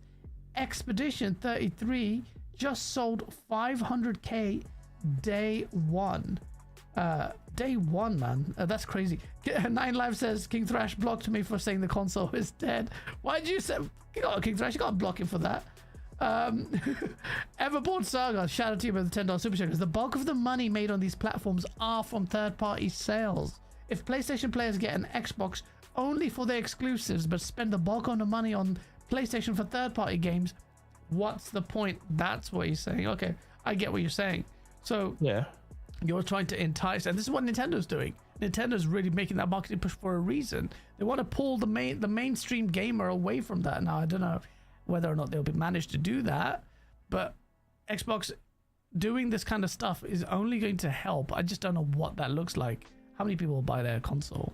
Nikki Z with the $5 super goes, I'm done seeing Doom stuff. I just want to play it. I bought the wearable helmet and Xbox Wrap. Game of the year. Nikki Z, I'm with you. I've not looked at any gameplay part minus the first one. Cole Eastwood showed when hands on, he just told me about it. I told him I'm not watching your video. I'll share it, but I'm not watching that, because that is a game I just want to experience. I don't know what the enemy I've seen for the first. I don't want to see how it works. I want to play that game. But yep, that's in a few weeks. Xbox Game Pass is getting crazier and crazier. June, yep, May 15th it comes out. That's mad, bro. That's what I'm saying. Like, you can talk about Xbox all you want, but you want games, right? Everyone says games, exclusives or not. I'm the one who has always maintained that exclusivity is important. Consoles, making that the nucleus of your business, blah blah blah. But they're not doing that. But at the forefront of all of this is the games and Game Pass as a service. And Game Pass gets all these games, and what does Sony do? Sony then freaking just removes legacy first-party games off its service as well. Like, what the hell is going on? Sony, bruh, what are you doing, man? Like, I don't understand. That was the worst time. Yeah. So I'll bring it up on screen, but Sony has confirmed that, and you can't even play these games anymore now. So yeah, bruh, Sony. I don't know. I thought once they put them in there, especially their own first party games, they would just live inside of that service. But it looks like they're heading into a different direction with, like, where they want to say, well, we gave you a taste of it for a while, but we're going to make you pay for it later on if you want to keep it. It's kind of crazy. Yeah, it's mad, man. It's like you're going the other way around. So much for game preservation. Yeah. But that subscription service is just, look at the list of games that have been going out there. Or GTA 5 always comes and it goes, but geez, man. By the way, play Ghost Runner is a really good game. Ghost Runner 2 is better in every regard. Infamous Second Son is leaving it. Come on, bro. What the hell are you doing? Resistance 2, full of bad. Yeah, I know. It's their own first-party games. Xbox is giving you day and date, and they're removing their own first-party games out of there. It's stupid, man. But they'll give you a remaster of the same game again. So I think the only time Xbox has removed a game by the Game Pass was like the Forza games because of licensing, if I remember correctly. Yeah. But we all know that's why they're doing it, because they don't have the license for the cars and anything like that once it gets so far out. But it's crazy to see, like, from the Second Son being removed, and I'm like, dude, that game came out in what, 2014? Yeah. So I don't know why they're doing that. Blaze says we own all of those games. They're old as hell. Yeah, of course they are. But at the same time, like, come on, man. But Blaze, you own them. What about that? What about the 25 to 30% of PlayStation gamers that didn't own a PlayStation 4 that's on PlayStation 5 that didn't get a chance to play that game? Because guess what? We always prop up that number when PlayStation comes out and say, "Oh, we have 25% of gamers that never owned a play." Yes. I'm like, huh? Like, wait a minute, hold on. First of all, these numbers are puffed up. There is no way that you had, because remember that PlayStation 4 generation, they said it was 75%. They said, 75% of these gamers on our platform never owned a PS3. Yeah. I was like, what? Okay, I'll go with that. Now you're saying that 25 to 30% of the new gamers on PlayStation 5 never owned a PlayStation 4. Like, where are these new people coming from that never owned these old consoles? So I'm gonna use that against you, Blaze. I'm gonna ask you, sir, what about the people that Sony said didn't have a PlayStation 4? They might want to play a game like Infamous Second Son and watch the rainbows go across the screen as you're running across the environments. It was a good game too, by the way. I thought it was decent. Blaze says F them other gamers. But Infamous Second Son, yeah, I platinumed that game. I gave it a bum. I thought it was a decent game. I remember people comparing it to GTA 5 at the time. I was like, you guys are stupid. But it was a pretty basic open world game, but I enjoyed the powers in that game. It was a really good game. Maybe they pulled it because Sony's probably tried to resell them as a remaster in a very basic format. That's what I don't know. Skywalker says Xbox better, and that's all you need to know. Shout out to Blaze in the chat as well. But yeah, look, while that's happening, we also got, before we talk about Expedition 33, we'll also talk about a Sony game that got revealed. It was the release date. Ghost of Yotei got a release date. Yep. And that came out of nowhere. And nowhere. Yeah, just like that, on a busy Xbox getting a lot of positive push and all of this, and they're like, we need to do something. Boom! Here, Ghost of Yotei release date, and it's coming out in October. What's the exact date, chat? I don't know. Do you know the exact date? October something. I don't know either. I forgot now. It was in October. Yeah, but Ghost of Yotei. I'll pull up the trailer as well. But yeah, I found that interesting. So a lot of people were saying, look, it'll probably come out in September at the latest. But I am surprised by the October release date, because that, assuming October 2nd. October 2nd, so early October, yeah. So assuming the Xbox, the GTA 6 is coming out this year. Death. It is death, isn't it? Like, well, how late? I mean, Death. You think it's death? When do you think? It's death, bro. Okay, so the funny thing is, so not only, so that's October 2nd. Yeah. Call of Duty is always either the third week of October, so it could be as early as October 20th to the 24th, or as late as November 11th. So there's like a 2.5 week period that Call of Duty can fall in. End of October, beginning of November. Grand Theft Auto don't care. It could come out the day before Christmas. Yeah, exactly. It's gonna do numbers, and it's so you're. Whew, if that game releases, I don't see. This is the thing with Grand Theft Auto. I feel like Grand Theft Auto, if it could release in October or November, I think that they probably would want to have a ride up through the holidays, and then they're just going to get more and more market share during that time. Yeah. They're probably going to release it before Thanksgiving, because that's the biggest shopping day of the year. So I see it at least coming in like early November at the earliest. So I think the game will still sell well, Ghost of Yotei, just because I don't think unless it releases on the same day, which Sony has had bad luck with release dates, especially for games like Horizon. Yeah. Horizon, and that game still sold well, but just imagine how much better it would have sold if it wasn't, With Zelda. Cut off at the knees by Zelda, and then cut off at the knees again by Elden Ring the second time around. Yeah. So just imagine how much better it would have sold. So I think it's still going to do good no matter what, because PlayStation gamers are going to most likely still show up for that game. Yeah. It's just that it's. I almost feel like they must know something about Grand Theft Auto. Yeah, that's what I was saying. Like, do they know? They have to know some, because it's like up until this point, everybody's kind of like, the reason Xbox hasn't announced their second half yet is because they don't know. I just don't think they know what's going on with Take-Two and Grand Theft Auto at this point. Yeah, a lot of your publishers are like in that space. They don't know what's going on. Because that game's gonna suck all the air out of the room, bro. Like, pause. It's not even gonna be funny. And people saying, like we talked about marketing earlier, they want to market the game just so people can know what the date is. Yeah. But they could just drop that game, and that will be like, I swear to God, this will be the first time that you will log into your Xbox or your PlayStation. Probably not on PC, because PC is a little bit more stable for that. But I think servers are going to be down. The install speeds are going to be like a crawl on that day. Oh, my days. Because everybody's going to hit the server at the same time when Grand Theft Auto comes out. It's going to be such a massive overload that day.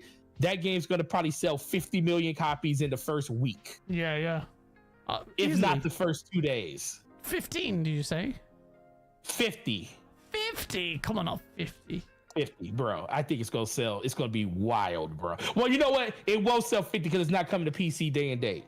I just thought about that. 50 if we're talking about though. just but what did Grand Theft Auto? I think the Grand Theft Auto, it took them 11 years to get to 100+ million. So that's what they're over 100 million for Grand Theft Auto 5. Yeah. So, bro, I would say 15 to 20 million. 20 million definitely in the first month. It will cave that number. Maybe 2 months. I don't know. It's a crazy number. I know. No, it's gonna be it's gonna be wild, bro. Think about this. Before Cyberpunk gave refunds on Cyberpunk because of all the issues. Remember they announced 12 million sold in the first week, but that was after. It was 12 million sold in the first week, and that was after Sony did refunds. And they did refunds of all their games, which was 3 million. So that game sold 15 million up front right off the bat. That game sold 15 million. Oh shit. So just imagine we're talking about a whole nother monster here in Grand Theft Auto. Yeah, that's true. So that's why everybody is kind of like, what are we doing? And to a point, I'm almost like, what are they going to do with Call of Duty? Like, I think Call of Duty can survive it because it's got its own player base. It's Call of Duty, but we all know that's going to it's going to be affected by it no matter what. Even GTA is going to be affected by a COD is going to be affected by a GTA release, 100%. Right. And so it's going to be cool to see what happens. In the long term, Ghost will be fine. In the short term, it will take a hit if it's releasing anywhere near GTA 5. If COD is going to be affected, why wouldn't Ghosts? But they may know something, or maybe a month before a GTA release is okay for them. But it's just like, it has to come out before, though. I think games that come out before are fine. Games that come out after it, nah. Yeah, for about 2-3 months. Yeah, because you're fighting with players that want to do online, depending on when that comes out, and then just the story, and then if people really like it, they're just gonna live in that game. Yep. But I think the only thing that has a chance of being financially sound are console sales after that game comes out. Because I think game-wise, if you're selling a game or releasing a game around that game, your numbers aren't going to be what you want them to be.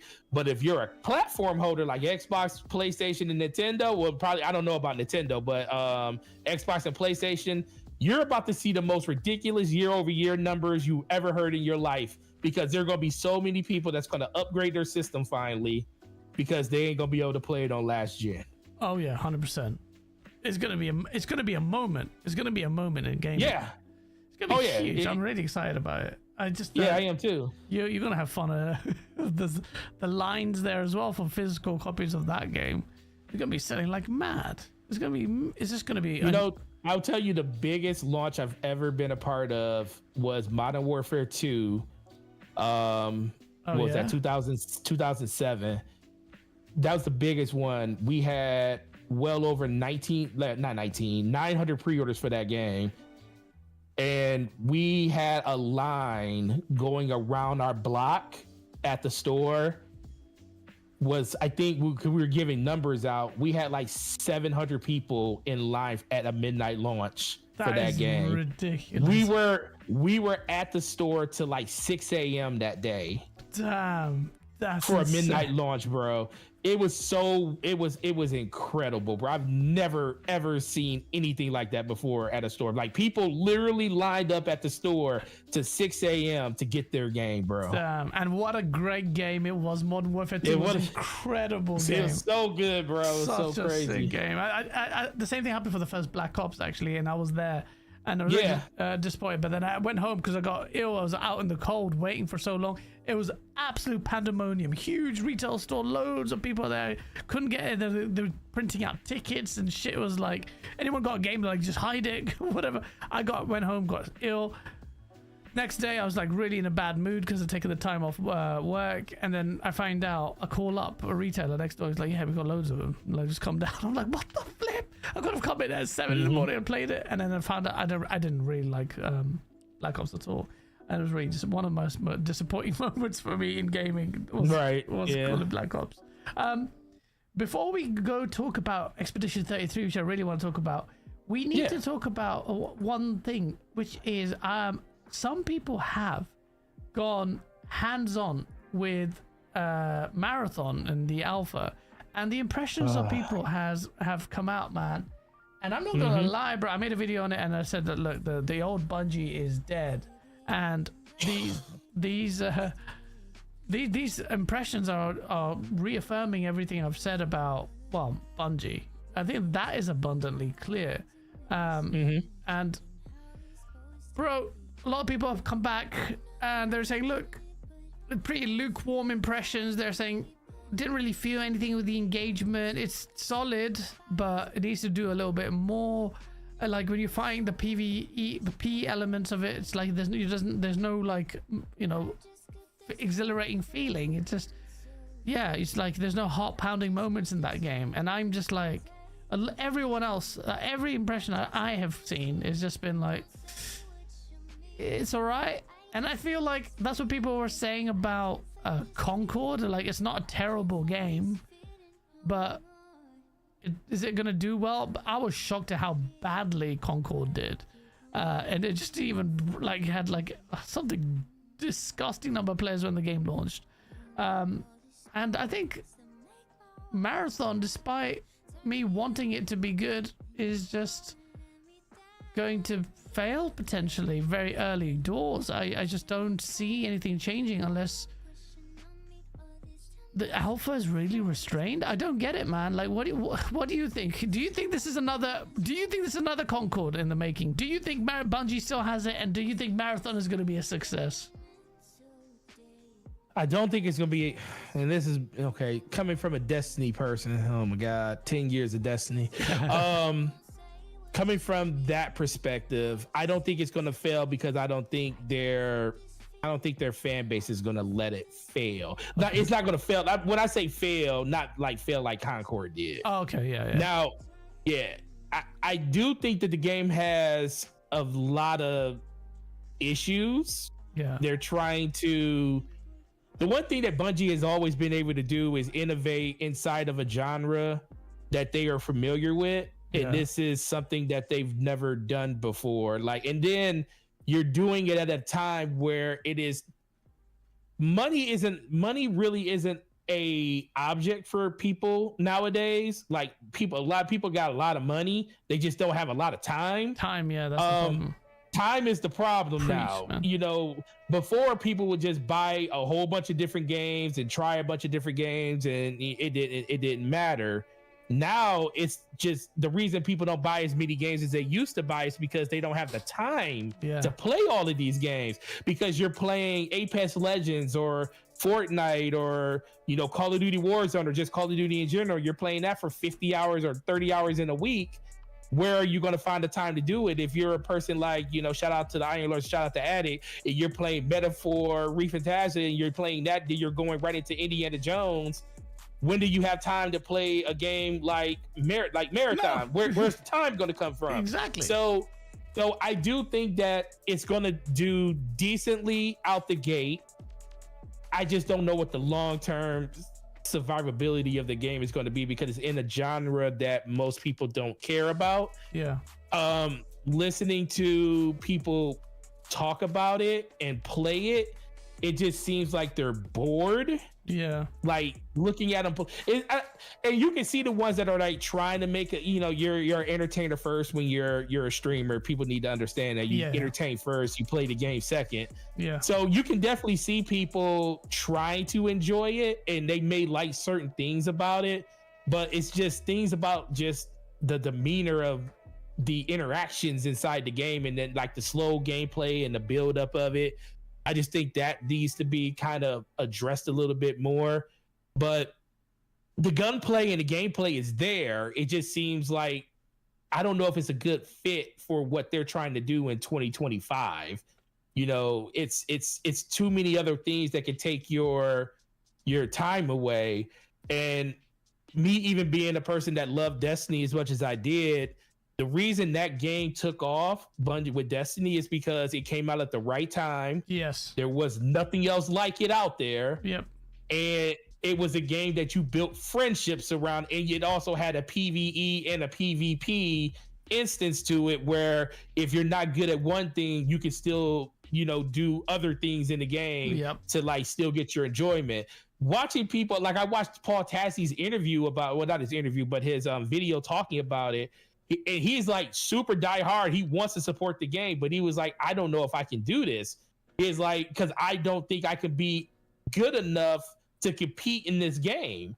Yeah. And that's where a lot of people are. And then the last one I'll say is, you know, Skill Up. I was watching his video and he talked about it, and it kind of resonated with me the most when he said that, especially when a season ends in that game and you have to like start over from the beginning.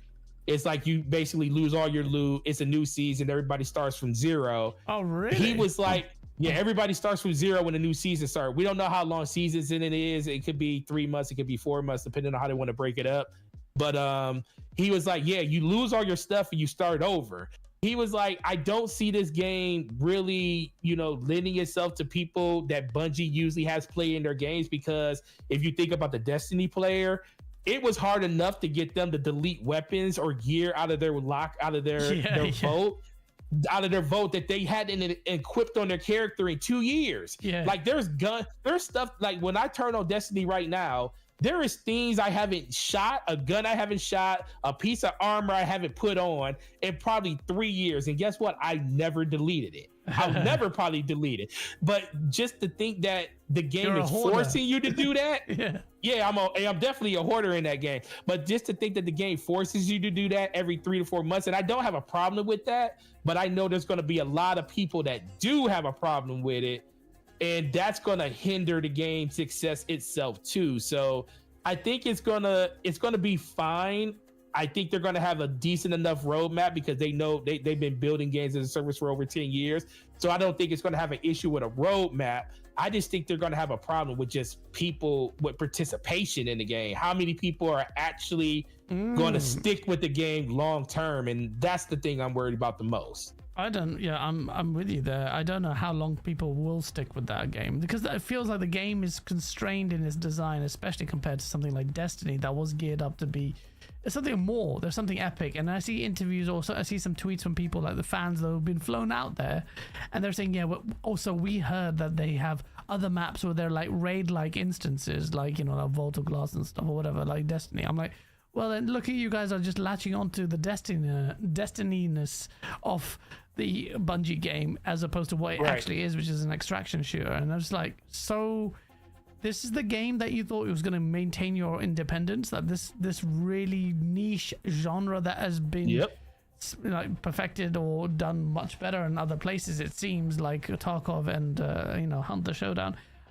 I feel like because of the money and investment into Bungie by Sony itself, and obviously no doubt the cost in this game, it might Sony are quite ruthless now, and then they can't afford to funnel a game that's not going to have middling numbers of players for a long period of time. With Concord proved that.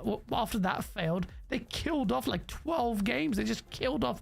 They even killed off factions. If you can kill off factions, you're telling me that. And Shuei Yoshida came out in his interview after he left, and he said that he thought Factions 2 was good. And I was like, bruh, Factions 2 would probably have a better player name base than this. If you made it multiplayer, then it would be insane. But yeah, like, why would you? I think the only thing I'll say about Factions, I do think the game would have been fine, but I think I don't even think it was Sony that was worried about it. I think it was Naughty Dog that was worried about it, because if you look at their announcement when they canceled, we'll put it on ice, base. They never canceled it. They just said that they're stepping away from it. But if you look at that announcement, the biggest thing that I took away from it is they didn't understand the level of commitment a live service game like that would take. Like, if you go back and read it, they said the whole studio would have had to convert over to that. So that basically takes away the thing they do the best, which is their storytelling and their single player narratives and stuff like that. So at that point, you got to kind of look at it like, do we want to be known? Do we want to start down this new path of live service, or do we want to still be able to like continue to bring out amazing single player games that people can enjoy and want to play? I think Naughty Dog saw that, was like, well, we didn't know the commitment to this was going to be that big. So why even put the time in to finish it if we don't want to commit to it long term? And that's why I think Bungie has a chance of being good enough to do it, because I think they're going to be committed to doing it. They're committed to the game. They're committed to the franchise, because they've been committed to Destiny for over 10 years at this point. We know that they're willing to do it. I don't think Naughty Dog was willing to sacrifice themselves to be in that space. I don't think, and they said that.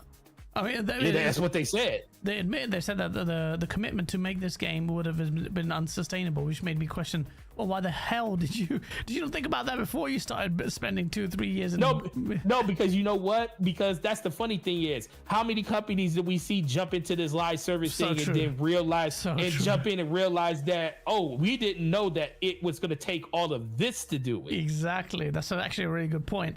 Like Epic, think about Epic. Epic took their whole studio. There is no other game developed by Epic other than Fortnite. It's crazy. All of Epic is working on Fortnite. It's mad. All of it. That's mad. It's insane. Crazy. And that was just because they copied PUBG, and then this just worked and blew up. They didn't know what they were doing. And then they perfected the whole seasonal content stuff. And then other live service games, like you mentioned, they failed because they didn't have an aggressive roadmap. So a lot of developers learned that actually we need a aggressive roadmap right from the get-go. And even that's not enough. So it's like, so I guess you can see why. I think Bungie can do it. Like Sophie King said, Bungie, people underestimate them. I don't underestimate Bungie. I underestimate them thinking that they're going to have a big enough player base to sustain this. It's completely different when you're talking about a looter shooter, an arena shooter, a game like Halo that has a really good single player and phenomenal multiplayer that lends itself to pretty much anybody out there that plays games. Where you're niching down into extraction shooter, where it lends itself to milsim people. It lends itself to a certain type of gamer, which is smaller than the smallest niche when it comes to like the type of games that they like to play. That's where my worry is. It's not Bungie. I think they can do a great job, but are they going to convince enough people to stick with it? That's a big one. I know where you're coming from, Guardian Pacific, because Bungie made Halo, man. So it's really hard to escape that. And then they made Destiny, which is big. So it's just like they earned that. And I'm not completely writing him off, but everything I see, everything, the impressions you hear, like there's a certain point it's like, well, I trust my eyes. I'm here. What I'm seeing, it doesn't look good. But then again, it's Bungie. Maybe we're missing a touch when we, you know, maybe they have a really solid plan that they may reveal. We'll see. We'll find out, I guess. We'll find out. September 23rd. Well, Because I'm the same day as Borderlands 4. Good luck. At one point, I said they shouldn't be worried about Borderlands 4. Now I'm thinking, well, maybe you should. It's a weird one. It's a weird one. Let me just check if we have any super chats before I move on to the. Oh shit! Hold it. I got Nikki Z says Pony's celebrating Oblivion Remaster more than the Last of Us remix of the remake complete edition with the fake Druckmann letter. Oh, bro, that was so hilarious. The little Druckmann wrote a letter. It was. Because yeah, we're screwing you. Thank you for buying our game. Bro, yeah, it's so true, man. That's just lame. Sony has Ghosts. Alvin, thank you for the 5. Sony has Ghosts, Marathon, and State of Play marketed. Borderlands 4. Yeah, Sony has Ghosts of Yotei and Marathon and a State of Play marketed Borderlands 4 all within 2 weeks. Will they get the same crowded energy Xbox is getting now? I don't think it's well. When he says crowded energy, are people complaining that Xbox is not giving their titles breathing space? Actually, I did see that about people. I saw a lot of this. Like, it's really unfair. Expedition 33 is, and this is a good segue into the next topic. Expedition 33, you know, you've dropped Shadow dropped Oblivion Remaster, and you've got this new game. You've got marketing deals, and you won't let it breathe, and you know it's gonna suffer. And it didn't, because the game is so well. It hasn't. It's got 500,000 players already, which is huge. And Expedition 33, if you haven't played it, chat, it's on Game Pass, which is ridiculous. And I said it straight away, Xbox is really picking its partners and third-party titles much better now. They're really starting to think things through. Remember last time I think it was the Outer, not the Outer, sorry, what was it? What was that 4-player? Outer, talk about Outer, you know, the Destiny kind of 4-player third-person game. What was that? I can't, my brain's gone dead, chat. Outsiders. That's it, yeah. That's it. I had to think. I couldn't think of the name of Outsiders. Yeah. But that was. That was actually a fun game.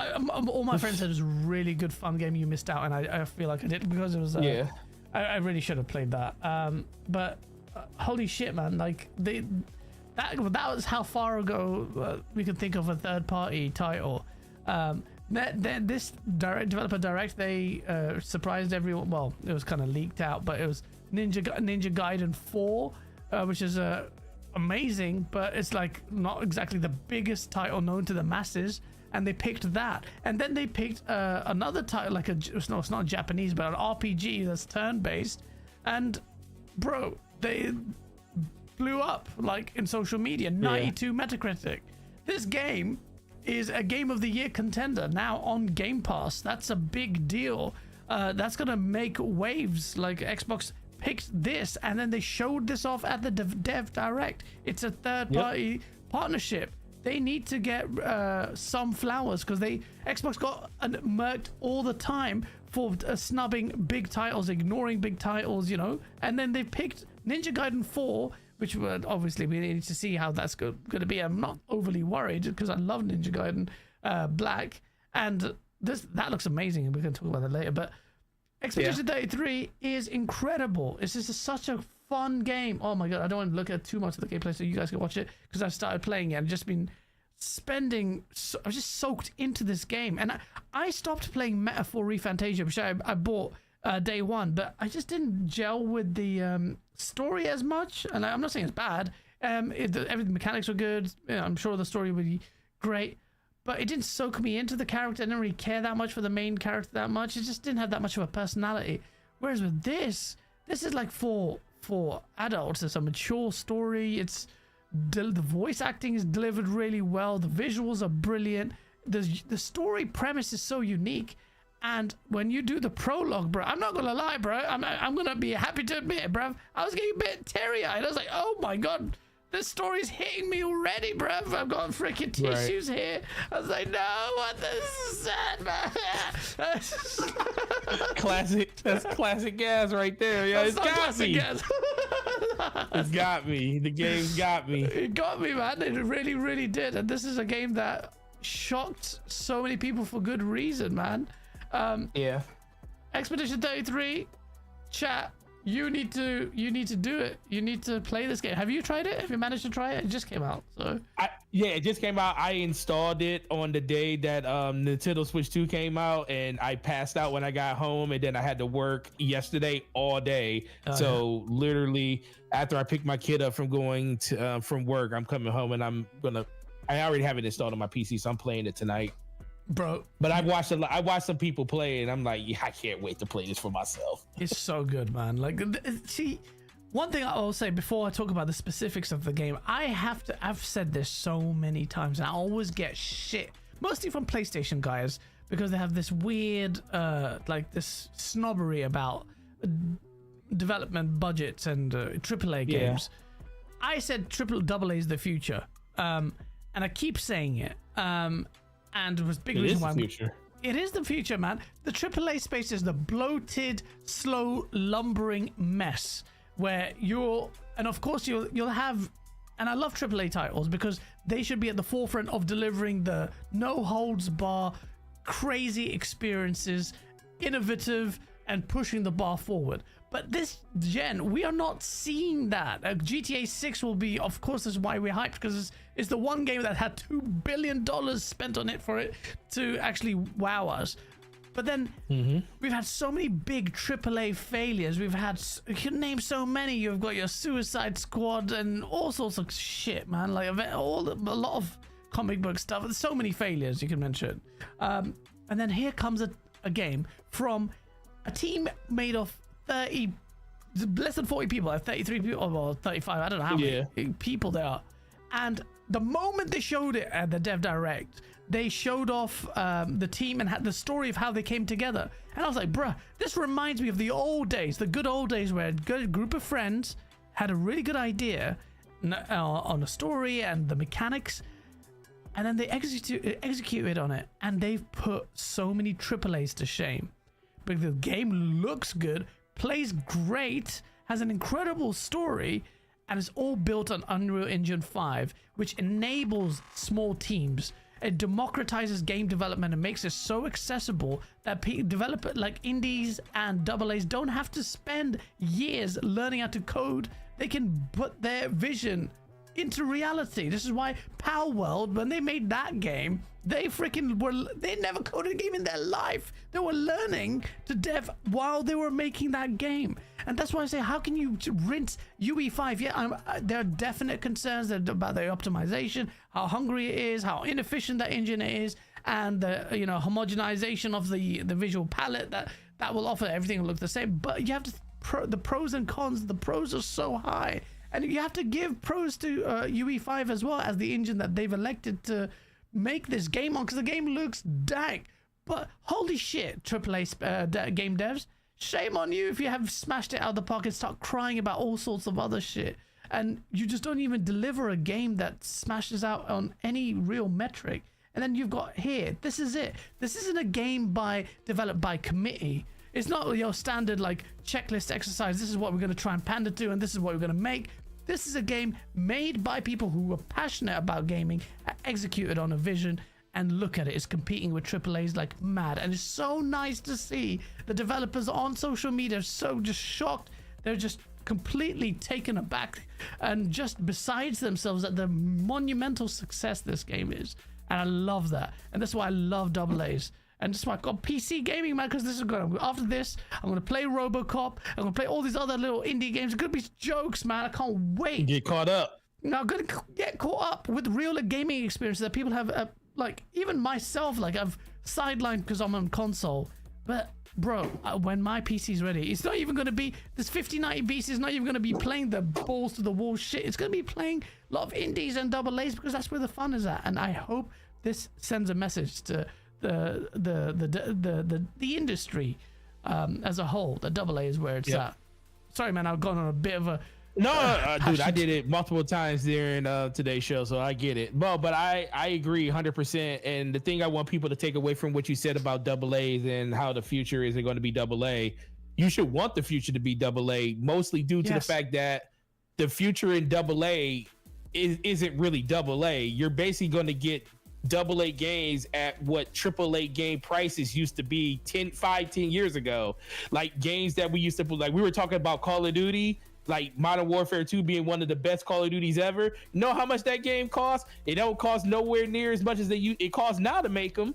But we love them because of the experiences the games gave us. It's not always about the glitz, the glamour, the overall, the look and feel of the game and stuff. It's about how you connect with it at that time. And I think that they're willing to. And the thing is, you're missing the fact that AA, well, not just games in general.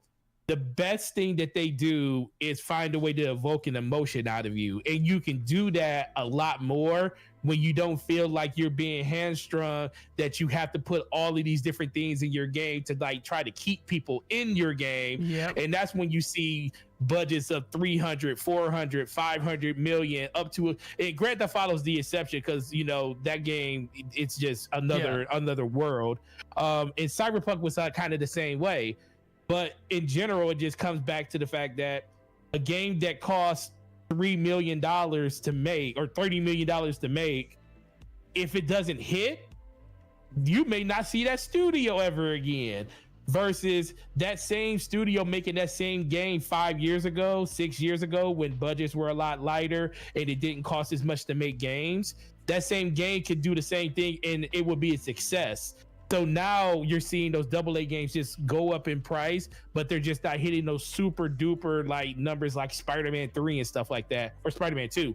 I think this game's going to be great. I was talking to shout out to Slow-Mo during DPS podcast. We think this game is, I won't say a shoe-in for Game of the Year, but it's definitely going to be in the conversation for it. 92 overall Metacritic. I mean, not too many games come out the gate, especially brand new IPs. Yeah, from a new studio. What the hell? Yeah, from a new studio, brand new IP. It's like I almost want to say this game is going to automatically be there, especially if you think about just the indie category slot of it, because we already know they're going to have their indie darling, and it's going to be a very big toss up between that and Split Fiction, because I think Split Fiction is definitely going to be there because of how great that game is.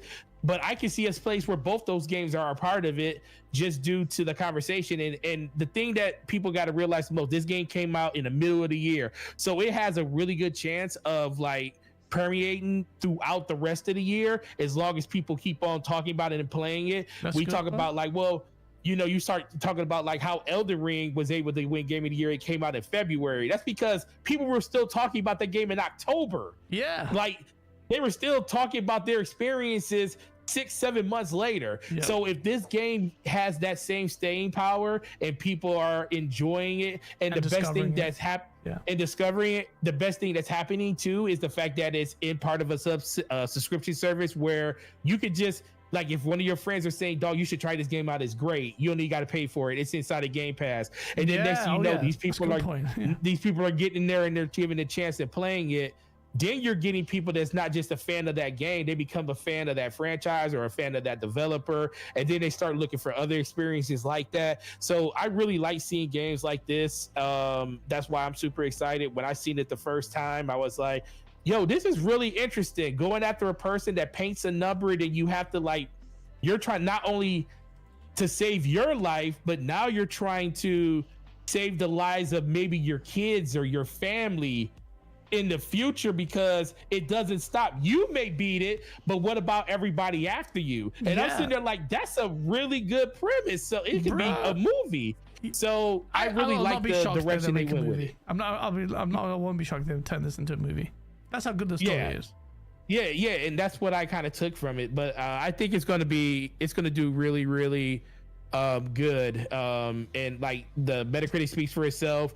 1 day numbers is 500K. People playing it, people talking about it for a brand new IP. After Oblivion as well. Remember that. Right, after Oblivion. So I think it's going to do very, very well, and I'll be jumping into it later today at some point. That's a really good point about the Game Pass edition. I keep forgetting about that one. That's a win for Xbox because, or for Microsoft or Xbox, because they picked a great game. It looked great straight away off the bat. It looks like what they've done is they've now started to basically have a much stronger audit team that are much more discerning about the titles that the partnerships that they make, and just good taste in games, it seems. But this game is on Game Pass, which is huge for discoverability, like you said. And I think, like you said about Elden Ring being played, for actually more than just the first year, constantly. I'm still playing it, and people still talking about it. Is the Game Pass edition that will make that'll be very important in the future discoverability of it. I think the developers will, not only did they get a big bag from Microsoft for putting that game there, they will also benefit from that additional discoverability that you were talking about, that organic discoverability that may actually keep that game in the zeitgeist, because I think that's also very important. If you I don't know how much you care about Game Awards and shit like that, but that stuff is always like the recency bias does feed into a lot of the game awards elections and winners, and you just want to have this impact. Ultimately, the metric that determines Game of the Year is really impact, and I think that this game stands a very good chance where a lot of people are like, all right, let's try it. The game itself is so good. First of all, for the longest time with JRPGs, Square Enix, with Final Fantasy, the developers have always felt restricted by turn-based stuff, and we all have been. Even when I was playing Final Fantasy 8, I'm like, how good it would be if I could control Squall in real time and all of this, and in for the benefit, or to their credit, Square Enix, they've always tried to evolve it with Final Fantasy 16. I don't think they executed the Devil May Cry-ness combat that well, but they did try, and they've tried to branch out. And then here comes, and then despite that, below that noise, there was a lot of noise about bring back turn-based. And I never thought this is a Puritan's argument. This is not really, a valid argument. And then here comes a turn-based JRPG that comes out so strongly that a lot of people might just end up thinking, or even Final Fantasy and Square Enix will start taking notes, and I'm just thinking, you know what, man? People are saying it, and we need to go back to our strengths here. And I wouldn't blame them, because you're right. You're right. It's incredible what they're doing with this game. So it's snappy when you the combat pacing is really good, and the best part for me is they've married in features that I really love, which is like your time. Did you just leave here? No, I'm here. Oh, I was about to leave out to go get her. Oh, sorry. Who are you talking to? Oh, you're talking to someone else. I was like, what? I think he thinks he's muted, but he's not. So.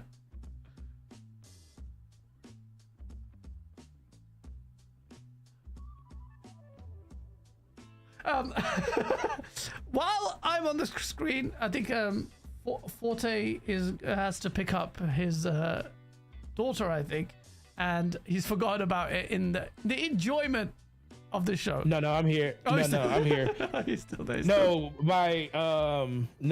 I was about to get ready to. And my wife had walked in the house, and I was like, "Oh, you're here." I was like, "Oh, so you could go get my child from school? Oh, from work. I mean, oh shit." But I was getting ready to leave in a minute. But I was like, "Oh, you're here," and she called me. It's like, "Oh, I'm about to go pick up our child." I was like, "Oh, okay. Well, I ain't got to leave then. You're good." That's good. I was just wondering what happened. Okay, so we're gonna be wrapping up anyway, but you're good. Yeah, I just hate watching people be on the phone when they're on camera. I'm like, let me just turn my camera off for a second while you were talking. No, it's all good. It's all good. No, go ahead. Yeah, but I was talking about the things that you'll soon discover after the show whenever you play Expedition 33 is just how good the game feels, that the combat is, the snappiness, and the things that I really enjoyed about games like Sekiro, the features that I really love, like parrying and the block. The parrying is very, very important in this game, and the dodging mechanic. And so it's gamified the right elements of the turn-based bits. I would say gamified, but not beyond the turn-based stuff. Like in between those encounters where you still have that real time gameplay is so effective, and it's just you're just gonna love it. It's not overly complicated. Like it won't hit you with some disgusting skill tree that you don't understand. It explains everything really well. It also kind of promotes a little bit of trial and error. You can reset your classes and your builds and stuff. From what I found, it wasn't that hard. And typically, it depends. I want to be in the game world, and I want to see as much of the game world as possible. Yeah. So I'm not beelining straight to. I'm just going to explore every nook and cranny, because it's just like, where am I going to get from it? And it's just the positive reinforcement bits, the dopamine effects that games like slap on, like really obviously. This is just dealt with. It's more natural, and it's like, okay, this is really good, and it's just the whole package is so far. I just how many hours you got in it roughly? I can check on Steam, but I've played maybe about 6 hours, maybe 6-7 hours. That's actually good for one day. That's one sitting, bro. Like I was just I had to pick up this camera from my mate's house and then rush back in, and I was there playing it, and then it's like shit. I messaged in my Discord. I'm like, holy shit! There's only 20 minutes left for the showtime. I didn't even realize the time. That's what happens when you're playing games, man. That's exactly, man. And a game that really hooks you like that, and bruh, I've not had that feeling in a very long time. And I'm just after the show is done, I'm gonna put the timestamps up, and I'm gonna go back to playing that game. Even though I have to wake up quite early in the morning, I'm gonna be playing Expedition 33, and I just want to see bruh. If the game almost made me cry in the prologue, bro, they've done something right. I already knew what the premise was, and I was just like, oh, it still got me. And it's like, yo, the music is amazing, the visuals are great. The characters are great. The only thing I would say is the developers are French, and they put a lot of French like terminology, like putain in there, or merde, or all that stuff, and even in the English version. And the lip syncing in the general combat stuff isn't great, because I think it's the voices are slapped over the lips. They're not really like in tune with that. That's one thing I noticed. And one thing I noticed also was the spatial sound or lack thereof. So when a character's talking to someone else, this might be an early bug, but I was observing just before I came on. It's like when a guy's talking, it's talking like here, the central audio plane. Right. And it's like, I wanted when your there's character standing here and one character's here, I want to hear that spatial sound. And I was like, as opposed to narrating over the scene. It's one thing I noticed. It's not a massive thing, but it's just like, game is amazing, man. It's just amazing. It's just like, bruh. I love it, man. I'm gonna finish this through. I don't give a shit. I had my gaming PC 5090 being built at my friend's house, and I had a choice. I could go back there, go live on a stream, and try and finish that. All I have to do is the GPU and some connectors to the for the PSU, and we'd be done. But I was like, I can't. I installed the game because I just couldn't wait on this 3080, and then I was like, no chance. No chance. I can transfer the save over. My 5090 is ready. This game's too good. So good, man. Yes. I can't wait to see it. Yeah, 5090. Don't you guess what? Because you got a 3080, what you're on right now, right? Yeah. You know the best thing about having a 5090? I have a 4090. But you know the best thing about having a GPU like that? Yeah. It basically says F you to anything that you put on it. So when you turn on the game and you go look at the graphical settings, it already has everything set for you to max. and if there is bad performance or bad porting, your graphics card says, "Oh, F that. We're good." Yeah, exactly. We're gonna brute strength the heck out of it. So, now, should you have to? So this is the thing. Should you have to spend $2,000+ to get that? No, you shouldn't. No, you shouldn't. But if there is any reason for you to be on a PC and have to deal with bad performance in games, having a high-end GPU helps it out a lot. Yeah, bro. That's why I wanted. Do you know how much I paid for my GPU? I can only imagine. $3,300. How about to say aftermarket prices? Bro, I needed it. I was just like, you know what? I just sat there and then someone DM'd me. He was like, it's available. I'm like, this is so dumb. Like, I know they're taking the piss. And I know, like, the graphics card jump isn't... And there's a lot of, you know, the fake frame stuff and all of this. And it's like not a massive jump for the 4090. If I had a brain or the availability, I would get the 4090. I was like... Oh, I've been telling people all day. I was like, if you can get a 4090, get a 4090. Yeah. But, you know, I'm never going to tell the person not to get, you know, I don't pocket watch. Hey, listen, a year ago when I got my 4090, I was like, dang, this is a very expensive piece of thing. Yeah. But then I saw the 5090. Now it's like, oh, this was a bargain. Yeah, no, honestly, it was. You've done well with the 4090. I'm happy for you, man, because that's the one thing I always wanted people to, and this is what I kind of always hope for gamers on console. I was hoping with the Xbox One X that we got a chance to really see what performance could look like on a console if they do it right. And I do think a couple of developers did it well. When you think about Rockstar did it very well with Red Dead Redemption 2. They actually took the time to make that game function and work very well on that console. But then when the Xbox Series X and PS5 came out, I literally told people, like, this should be the end of 60 frames per. This should be the end of 30 frames. Yeah. Of course it wasn't. It wasn't. For some reason it wasn't. Don't know why, but it wasn't. But seeing people move over, you know, to PC and not being afraid of the things that they hear from other people. I always say, just experience it for yourself. See if it's something that you can deal with. And there's nothing wrong with still having your console as a backup, because I still have my Series X sitting right here. I can boot Expedition 33 up on it if I ever wanted to.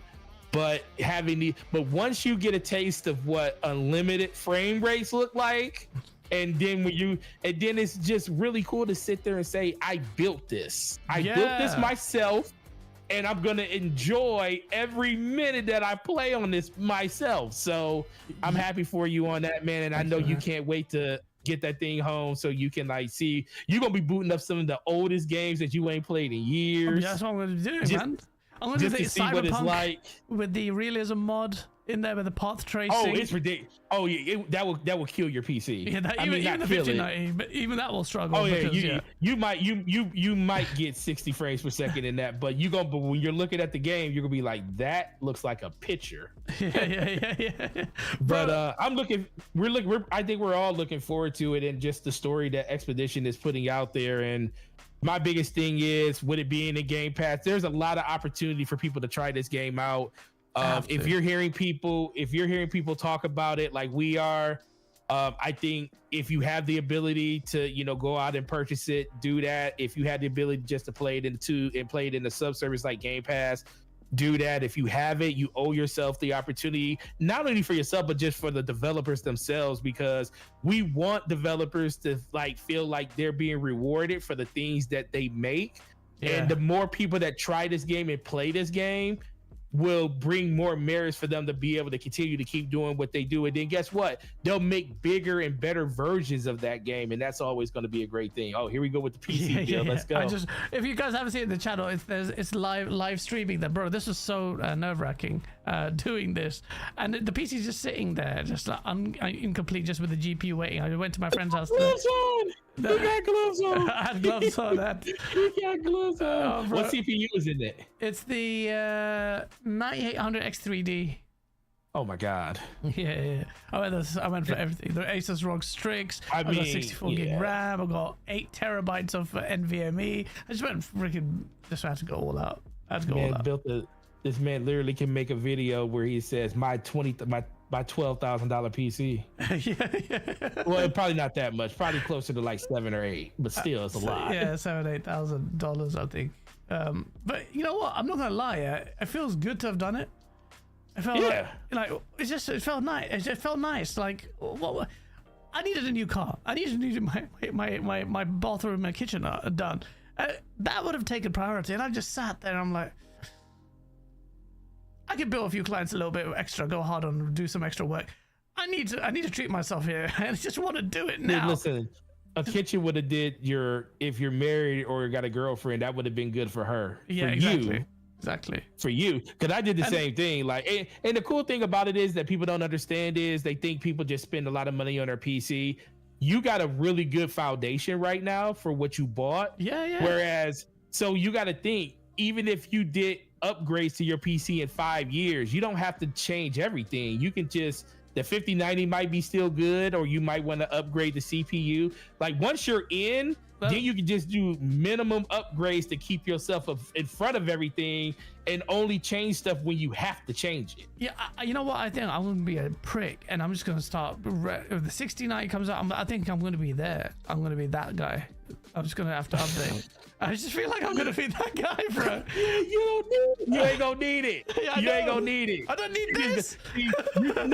No, but you skipped the 40. Well, see, you probably were the perfect. Yeah. What I'm saying, you're the perfect person for it. Like the only reason I didn't jump and get a 5090 is because I have a 4090. So I'll be the one that probably jumped to the 6090 when it comes, because I'll skip a generation. Yeah. You don't need to do that, sir. Yeah.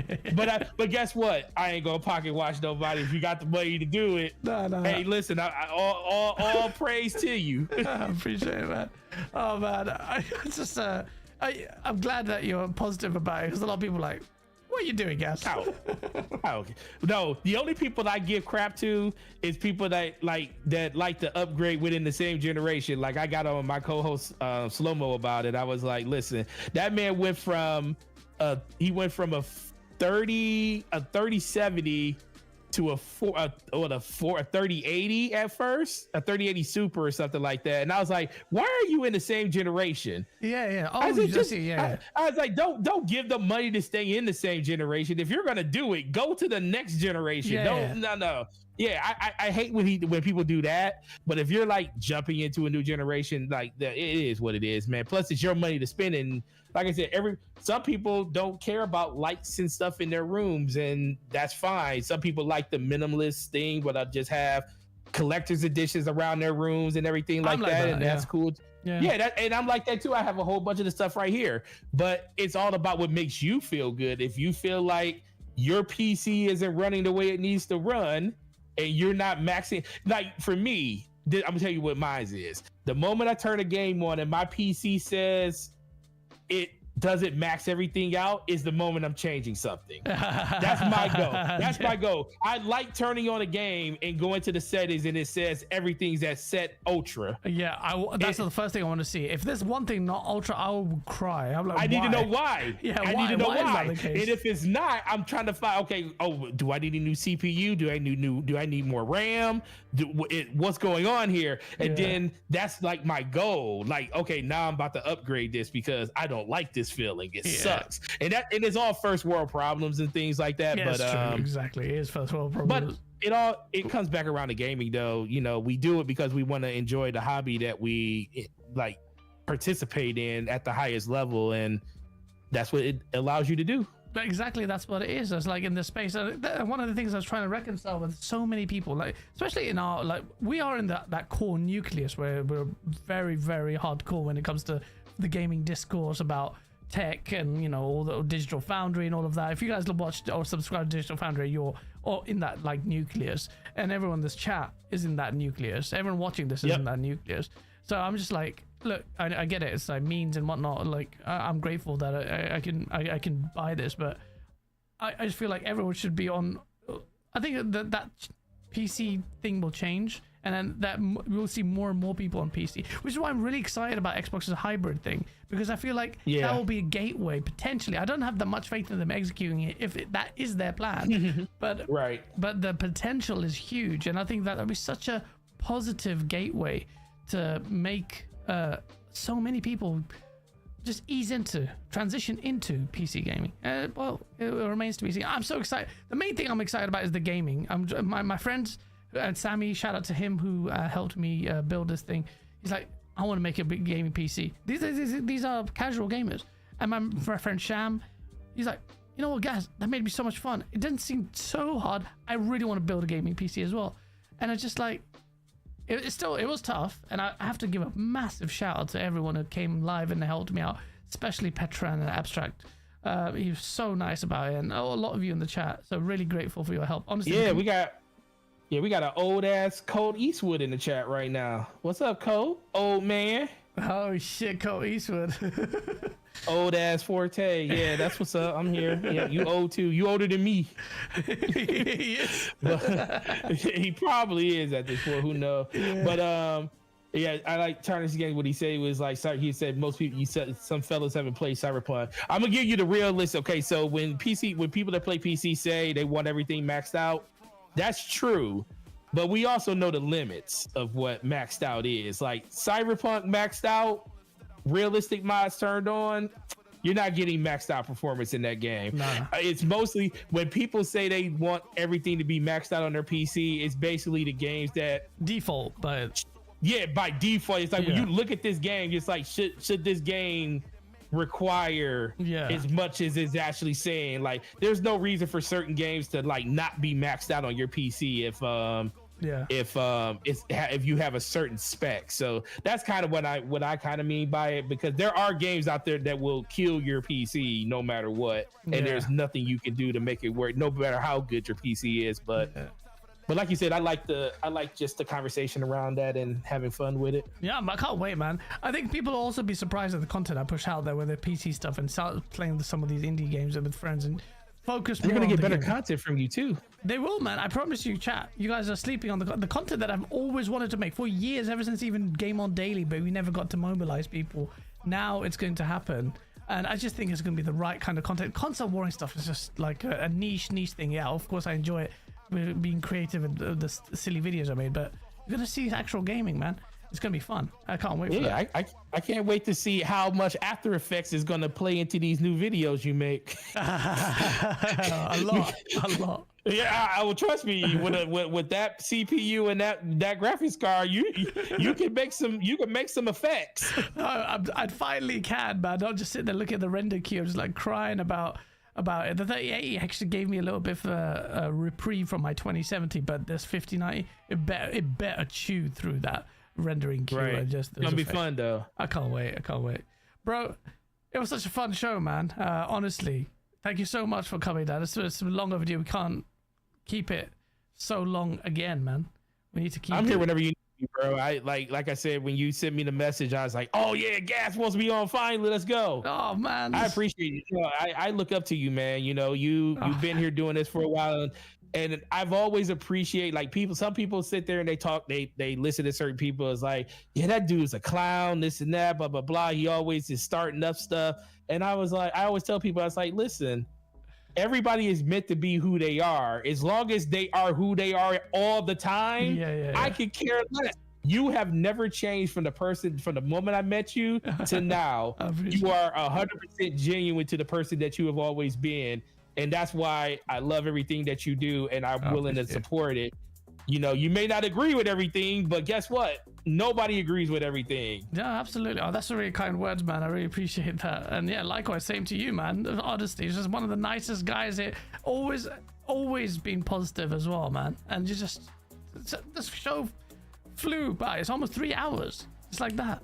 It's just good people, man. That's what it is. It's good people. And honestly, appreciate the kind words. And honestly, same back to you, man. It's just the genuine. I appreciate it. Same crew. Like I need to get Slow-Mo back on here as well. You mentioned him and his PC. So what PC has he got now? He's on a 4080 Super right now. So he's got a bit. He up there. He up there. You know, but you know that. I don't know, man. You bring him on here, your whole show might be about PC. I've never seen him on camera. I've never seen him on cam. He's not on cam though. No, well, because he has a job that he can't be on camera. He can't. That's why I told him, I said, bro, I need you to get a new job. Yeah, so you can be on camera. I think Slow-Mo would be really good on camera. I don't know what he looks like, but I think he'd be really good. Just his voice carries quite well. Yeah. Yeah, he's very tall. And is he tall? You'd be surprised. He's tall, man. Oh, like shit. He's tall. Like I didn't realize how tall he was. That dude's tall. You met him? So no, I've never met him, but I've seen pictures of him saying that. So I was like, wow, okay, yeah, tall. Oh shit, you never know, man. You never know the people. He's cool. He's cool. He's cool peoples though, and he has one of the best avatars in the game. slapping somebody. It's Yeah, great. but- Love it. Yeah, that because it looks so weird. That icon of his, and you have to really That look into it. illustration, Yeah, the yeah. illustration. It just looked quite funny when you look at it, but it requires you to look at it for a certain moment because it looked like something else to me. Then I look at it. Oh, is guy getting slapped across the face? Slow mo backhanded. with a back slap. Yeah. It's good. But yeah, he'll definitely love to come on and chop it up with you. You know, he's a good fan. He's a big fan of your content too. So I appreciate it, man, as well. and then and like I said, once again, you know, amazing chat as always, and love the energy you always bring. I can't wait to see what you do next in especially with that new PC you got. I'm looking for an upgrade. Yeah, Now I'm looking for an ready, upgrade to the content. Now I'm looking forward to it now. It's coming. I promise you. I've been hindered by family here in my house, but now it's good. Once that's done as well, can't wait. Yep, and if you need something, you already know. Let me know. I'm always here for you, bro. Man. Thank you so much. Where can people find you? Let the people know, bro. Yeah, Gaming Forte, that's the YouTube channel. Getting back into the swing of that, making, you know, it's kind of hard because I like talking about Xbox, but then it's like not a lot to talk about it. So it's kind of like trying to figure out what the direction of the channel is going to be in the future. Mostly just coming back to just talking about just gaming in general. So that's where all that stuff is. And then we have the DPS channel, DPS Gaming or DPS Podcast, whichever one you search for. That's every Thursday, 9 p.m. With the homie Slow-Mo. We talk about everything inside of the gaming community, not just one particular platform, because it's not fun when you do that sometimes. But outside of that, man, I appreciate this opportunity to be on the show with you, chalking it up with not just a good content creator and a good person, but a friend. And that's all I look for in this, and that's all I look for in the community. Honestly, that's the only thing to look for. And this is lessons learned over a period of years. It's very easy to be blindsided about, oh, I'd get this personality and this personality. It doesn't work. The best shows, like today, is ones where you can just, the time flies and you're just talking to a friend. That's it. Honestly, that's the kind of stuff people, if anyone wants to get into content creators, my advice is just surround yourself with good people and you'll succeed. Whatever the success means to you, that's real success. So I'm really grateful for you being here, man, and thank you so much. Absolutely. Thank you so much. I love you. So much time. Love you, and love you too, Colt. And we need to get back on Mass Effect and do. Man, me and Colt had that's where me and Colt got our bond from. We were playing. I had to be Mass Effect. We were playing Mass Effect 3, and we were doing the multiplayer, the co-op multiplayer. And let me tell you, underrated. So underrated. We were playing for about, I want to say like 4 or 5 hours. It's like 2-3 o'clock in the morning, and we're just going through all the different levels and playing. And that's where me and Colt kind of bonded right there. It was like, you know, this dude ain't that bad. Yeah, Colt's who knew that a person with 128,000 subscribers wasn't an a-hole? Yeah, but he's actually pretty cool. He's still a bit of an asshole, but yeah. Oh, he has his moments, but I love that. I love him and everything he does too. And shout out to him. But it's always great to have good people around you. Absolutely, man. I can't always forget it on social media, but it's actually so much fun to just chill with and really down to earth as well. Just how kicking off, and Mass Effect 3 and the arena mode is just completely underrated, especially with the way the powers used to link in together with different biotics with the ice and stuff. Bro, I remember just being the Volus running around with that AoE effect, if that's all I remember. That game, oh, man. Anyway, the show's gonna extend if I start talking about it. It'll be a whole day. We can talk about Mass Effect and how we wish gaming was still like that for a whole nother hour. You know what? BioWare has one. Anyway, shut the fuck. We're gonna end the show. Does BioWare exist still? I don't even know what BioWare is the same BioWare anymore, man. But if they want to survive especially after Veilguard, they need to look at something like Clay Obscure's Expedition 33 and realize, look, go back to the basics, get your shit together, and stop trying to make games by committee. Mass Effect has to be good. It's their lifeline. So I'm thinking. Well, I don't even know anymore. I can't even vouch for them. But yeah, chat, we'll see. We'll find out. Thank you so much, chat. Mad love for you all. Thank you. I really appreciate all of you coming by. Smash the like button if you enjoyed it. The timestamps will be up shortly, and you'll find this on Spotify and all these places. Thank you so much. mad love, and we'll see you very, very soon. Peace. Yoshi loves you. Yoshi loves you. Buy a Switch.